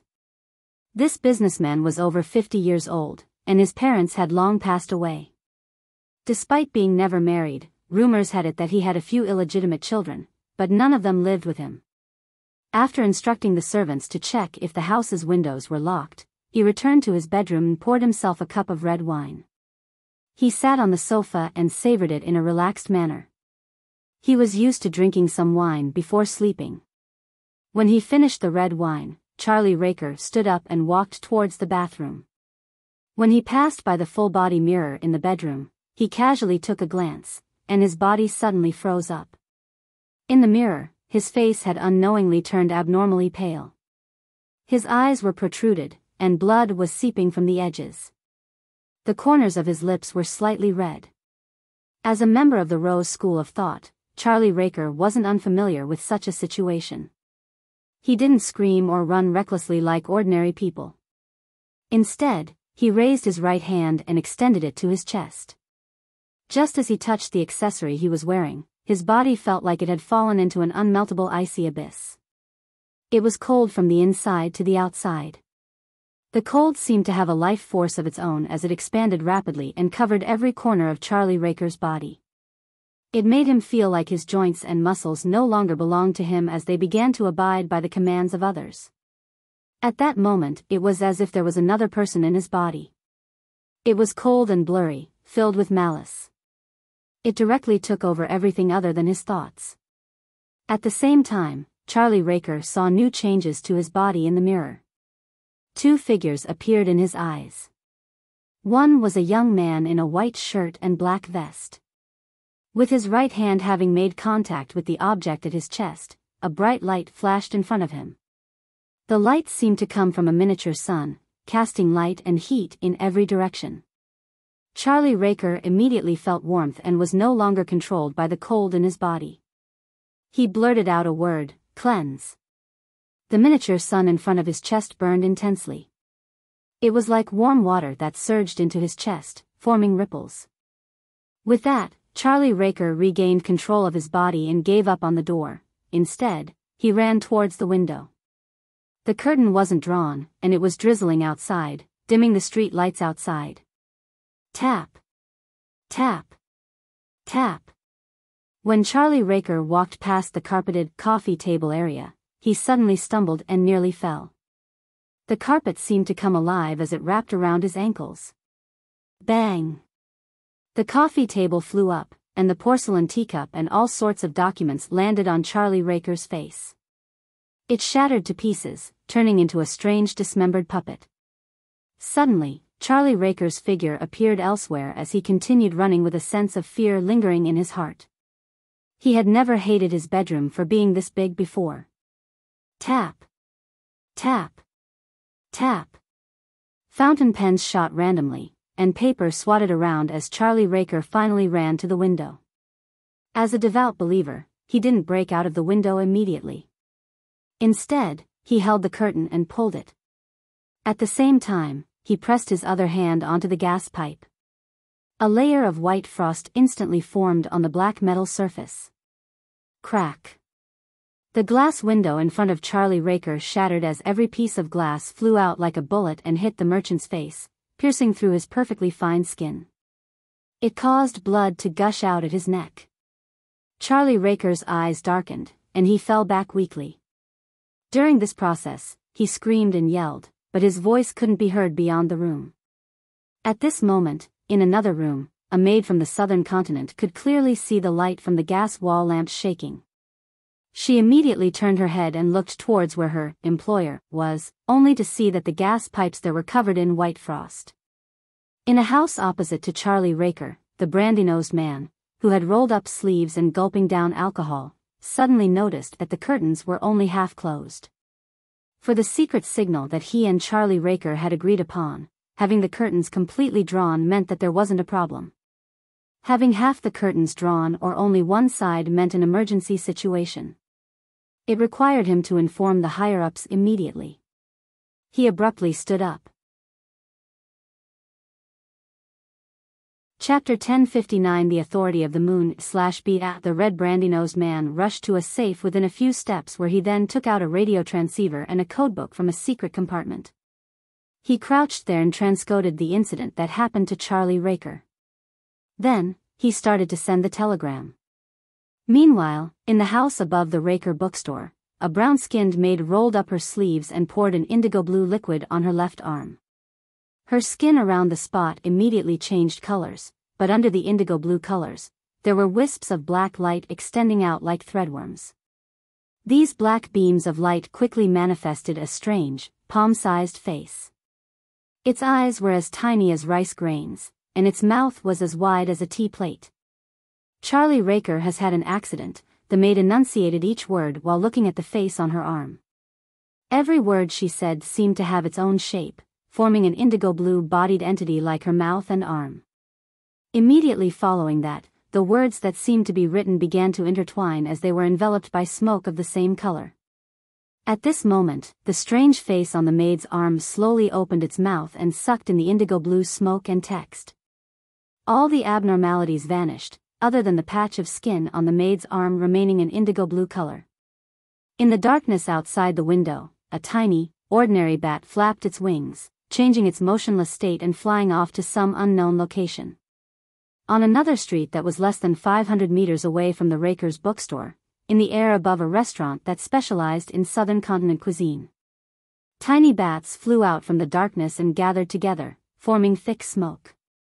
The smoke and bat appeared incorporeal and disappeared in the blink of an eye. All that was left behind was a man wearing a tuxedo without the corresponding hat. This man was thin, tall, and upright. He had light-colored hair that was nearly silver in color. His eyes were bright red like blood, as though blood was hidden within. He was none other than Sanguine Earl Mistral. He raised his left hand with the ghostly blue gem ring and touched the slightly exaggerated bow tie. He looked down at the restaurant that had already closed and said, "Both pieces of intel eventually led here." As soon as Mistral finished speaking, a figure appeared in front of him, wearing a black regal dress and a bonnet. She had light blonde hair and blue eyes, and her face was pale like a rather intricate doll. The trees on the street below suddenly swayed gently as the light from the gas lamps flashed. A puppet. Earl Mistral nodded slightly and acknowledged Sharon's status and level. Sharon ignored him and looked at the second floor of the restaurant. There are remnants of Mother Tree of Desire worship. Then there's no problem. Mistral turned around in midair and nodded towards the darkest area. "Lord Nibs, please seal this place." An elderly, deep sigh sounded before a pair of wings covered in dark-colored skin and countless patterns suddenly extended out of the darkness. It extended out, turning broader and bigger, taking 2 to 3 seconds to envelop the entire area.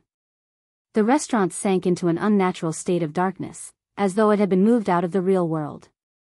Mistral didn't hesitate, nor did he attack directly. He took out a bronze box embedded with many ruby gems and took out something from it. It was a transparent glass sphere that resembled an eyeball. Then, the sanguine Earl, Mistral, grimaced as the glass sphere fell from his fingers and landed downwards.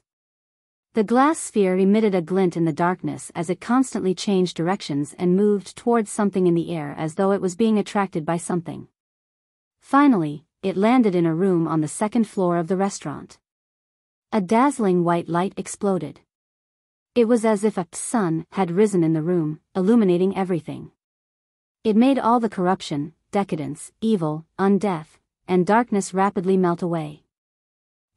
Mistral, who had already closed his eyes, suddenly frowned and let out a puzzled voice.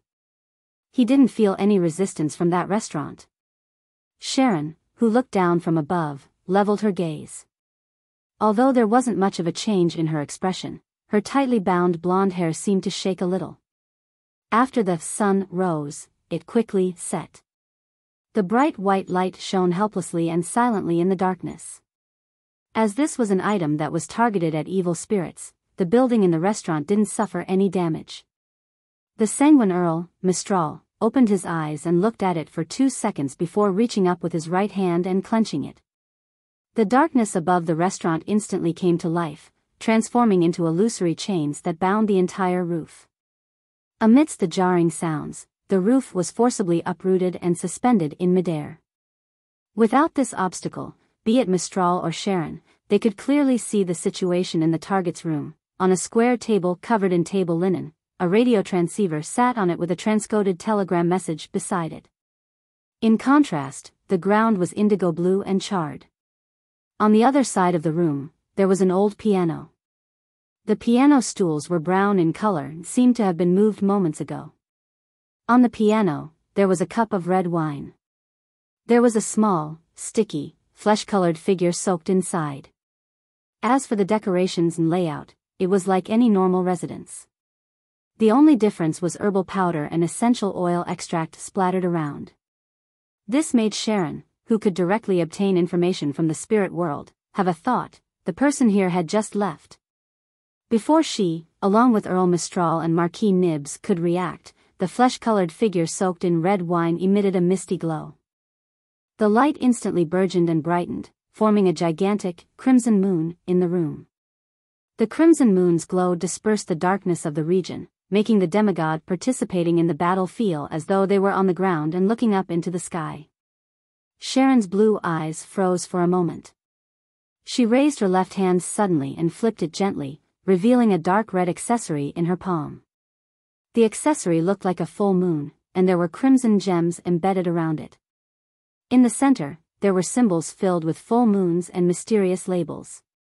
This was the scarlet lunar corona which Sharon had obtained thanks to Sherlock Moriarty's help.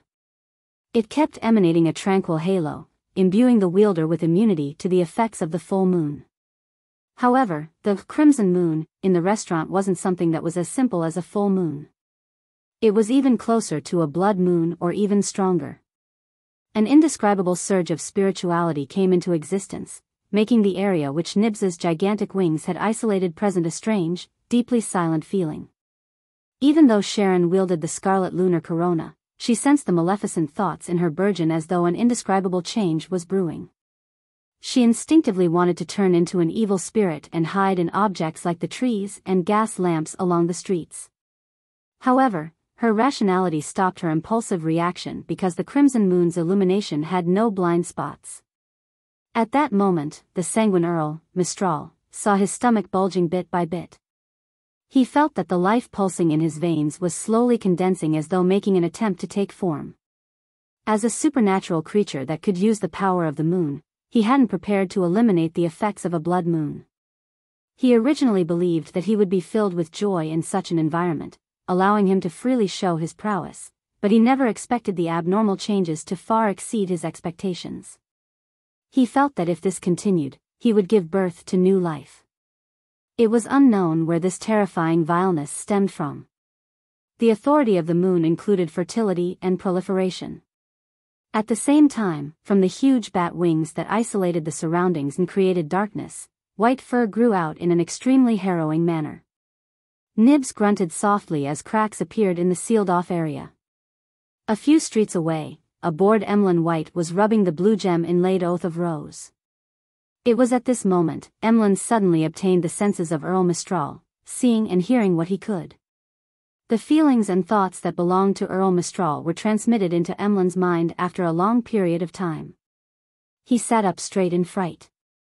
His expression distorted as his stomach churned, feeling the urge to vomit. With the help of creeping hunger, Klein's actual body was hiding in the shadows outside the restaurant, but the marionette he controlled, Kona's Kilgore, had already hidden into the darkness created by Nibs and used distortion to circumvent the isolation, staying within range of his control of the spirit-body threads. At that moment, under the illusory crimson moon's illumination, he was surprised to discover that his marionette, which was intrinsically dead, had an inclination towards reproducing. And that new life was definitely the offspring of the mother tree of desire. This is sanguine ancestor Lilith as mentioned in the legends of the City of Silver, as well as the manifestation of the primordial moon which Emlyn has mentioned before. Indeed, the mother tree of desire has already grasped a portion of the moon's authority and has corrupted it into an especially evil state, far more than it originally was. Klein was just about to swap locations with his marionette and enter the region illuminated by the crimson moon and teleport away with Miss Sharon when he felt an indescribable sense of joy within him. It was the joy of seeing a flower in his garden slowly bloom after a long night amidst the morning fog. It was the joy from leaving the city and heading to the suburbs, taking in fresh air in a forest after the rain, watching mushrooms grow. It was the joy of seeing everything grow healthily with new life descending upon the world. The white fur on the huge bat wings fell off completely as Earl Mistral's protruding belly shrank back. The look in Sharon's eyes, who struggled to hold on to scarlet lunar corona, seemed to relax. Right on the heels of that, the crimson moon in the restaurant quickly dimmed, as if large amounts of light had been sucked away by someone. Finally, the crimson moon vanished and everything returned to normal. Did Sanguine Duke Ulmer take action? Klein nodded thoughtfully and continued hiding in the shadows. Mistral restrained his anger and looked down at the dining room. He said in a low voice, "The target seems to have detected something ahead of time. It wasn't that much earlier." Combining the present situation and the revelations obtained from the spirit world, Sharon gave her answer. Mistral's bright red eyes revealed a strange glint as he observed for a few seconds before saying, "It was almost at the moment we came over when the person left, the person who left behind the glass of red wine and the strange puppet. This trap doesn't look like it was prepared. It's closer to a last-minute setup." Upon saying that, Mistral looked at Sharon and said, "How did they detect danger in such a timely manner?" Sharon's expression was calm as she replied, "It's not because of the mother tree of desire. This evil god wasn't capable of infusing too much energy into reality, making it difficult for her to send any preemptive warnings."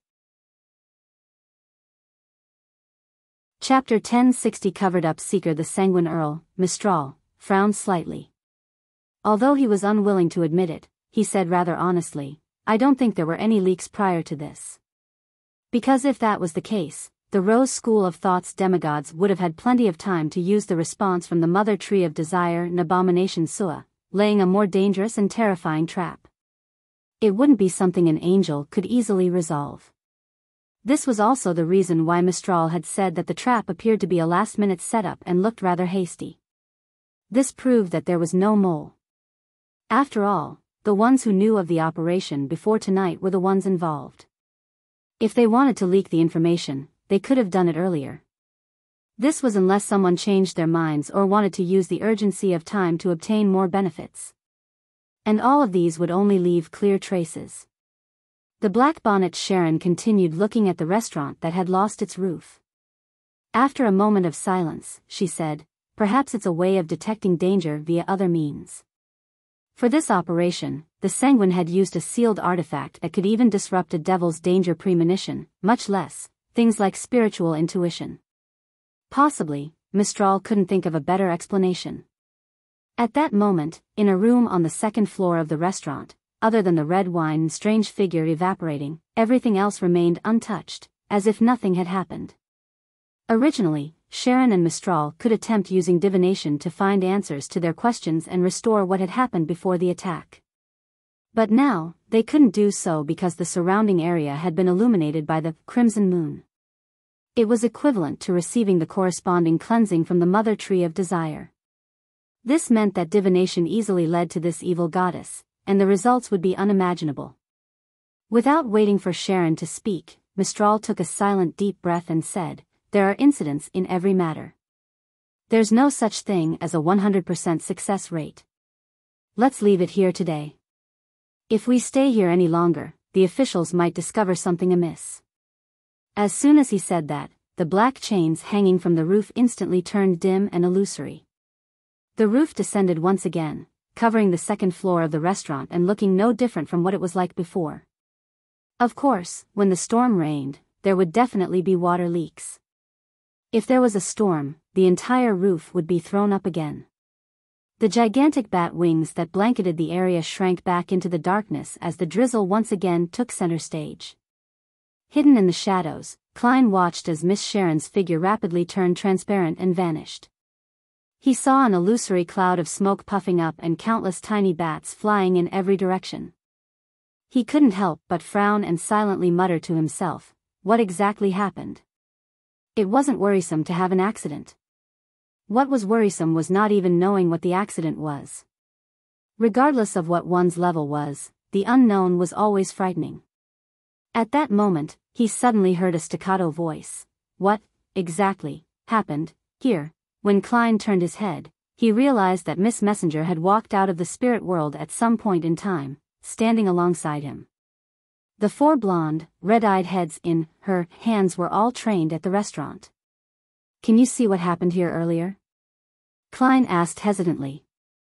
After the mutant pathway reached the wraith stage, the Beyonder was free to enter and exit the spirit world, allowing them to receive revelations from there directly. Be it their spiritual intuition or divination, they were rather formidable at that. A corresponding sequence 2 angel was definitely powerful in such aspects, therefore, Klein posed the question. The four heads held by Rionette Tynker shook as they said in unison, "No." Klein nodded thoughtfully. Without further questions, he controlled his marionette to leave the area. Emlyn White, who had retched for a while, rubbed the ring that was embedded with a ghostly blue gem. He muttered to himself in surprise, it ended just like that. Through the oath of Rose, he could sense Earl Mistral's frustration, anger, and reluctance to vent his anger at a lady or others. His initial judgment was that the operation had failed because of an accident. "It's over?" Upon hearing his words, Marie was equally stunned. He had actually wanted to ask Emlyn White the reason for his sudden nausea and grimace, but he had perfectly tempered his curiosity and restrained his urge. They didn't find the target. Emlyn tried his best to recall what Earl Mistral had seen and heard, but due to the seal by Marquis Nibs, he was only able to see the situation via Oath of Rose after the Crimson Moon rose. And these feelings were made ineffective quickly after the anomaly. At the same time, Emlyn mumbled inwardly, the demigod from the Temperance faction came here while possessing a doll? Which master's work is this? It's simply art. Didn't find the target? How can that be? Marie's brows furrowed uncontrollably. From his point of view, everything in the operation had been going smoothly up till that point in time. Whether it was him, Sharon, or the Sanguine, none of them had the motives to leak the information to the Rose School of Thought. As for Sherlock Moriarty, he had proven his credibility through numerous collaborations. Suppressing his immense disappointment and puzzlement, Marie said without much change in expression, "Then we've to leave the vicinity as quickly as possible." As soon as he said that, his figure began to fade, revealing the qualities of a wraith. Emlyn subconsciously wanted to ask him if he knew of any doll masters, but after opening his mouth, he found that it was damaging to the image of the Sanguine. Therefore, he could only swallow his words back down. "Even if I know that master, I don't have the money to buy it. To bear the burden of my mission, I have to sacrifice something. Unfortunately, we didn't capture the demigod of the Rose School of Thought this time, making it impossible to figure out the current situation of their headquarters. It'll be difficult to receive that holy artifact of the ancestor." Amidst Emlyn's thoughts, his expression slowly turned grave. Backlund Bridge area, Iron Gate Street, in one of the billiard rooms of the Bravehearts Bar. Klein, in the image of Sherlock Moriarty, was sitting opposite Sharon and Marie. After a brief moment of silence, the black regal-dressed Sharon, who was seated on a high stool, said to the detective, "What are your thoughts on the matter?" Klein thought for a moment before saying, "The influence that the Crimson Moon brought was quickly destroyed."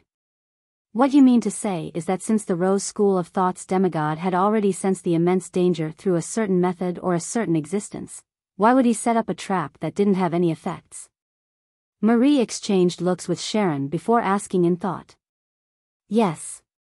Klein nodded. "He should be able to foresee that under such dangerous circumstances, a trap at this level can be easily resolved. Then, why would he waste time setting it up and not flee immediately? This is the natural instinct of a living creature." Wearing a small bonnet, Sharon moved her head indecimably. "On the surface, it's a trap, but it's actually to cover up something?" Klein replied, delivering the sentence at a slower pace, "Yes, using such a trap to cleanse the scene and stop any divination to conceal the actual situation back then. Only if there's a secret to hide would a demigod from the Rose School of Thought take the risk and stay on the scene for such a long period of time. But it's also possible that they didn't expect us to have an angel from the Sanguine to help deal with the trap," Marie suggested. Klein smiled and said, "They wouldn't ignore the angel behind you. For you to have launched a surgical strike on the concealed Rose School of Thought members in Backlund, you must have defectors who know them well." He was referring to the existence of Rionette Tynker. What secret would they need to cover up? Sharon seemed to accept Klein's suspicion as she sat upright and asked. Klein shook his head. "There are too many possibilities. Perhaps they discovered the secret of the attack in time. Perhaps they were planning on plotting something in Backlund." Having said that, Klein tried to consider if the Rose School of Thought was associated with the current tense situation in Backlund, but he realized that there was no place for them. Be it the orthodox deities or the evil gods, they were unlikely to work with the Mother Tree of Desire.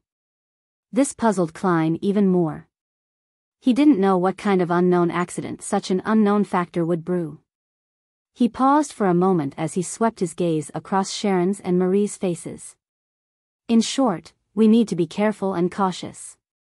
We need to avoid coming here as well. Yes, under the premise that you can ensure your own safety. Try to monitor other members of the Rose School of Thought again and see if we can figure out the secret they're hiding." "Thank you." Sharon's figure floated up and bowed. Marie did the same. The scarlet flames soared up as Klein vanished from his spot. According to the agreement, as he didn't have the chance to take action, the only remuneration he received was one free instance of help from Rionette Tynker.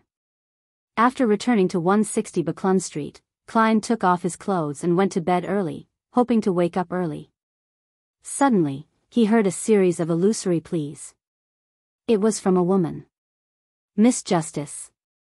With a guess, he nodded and entered the bathroom. He took 4 steps counterclockwise and went above the grey fog. As he had expected, the supplicant was Justice Audrey.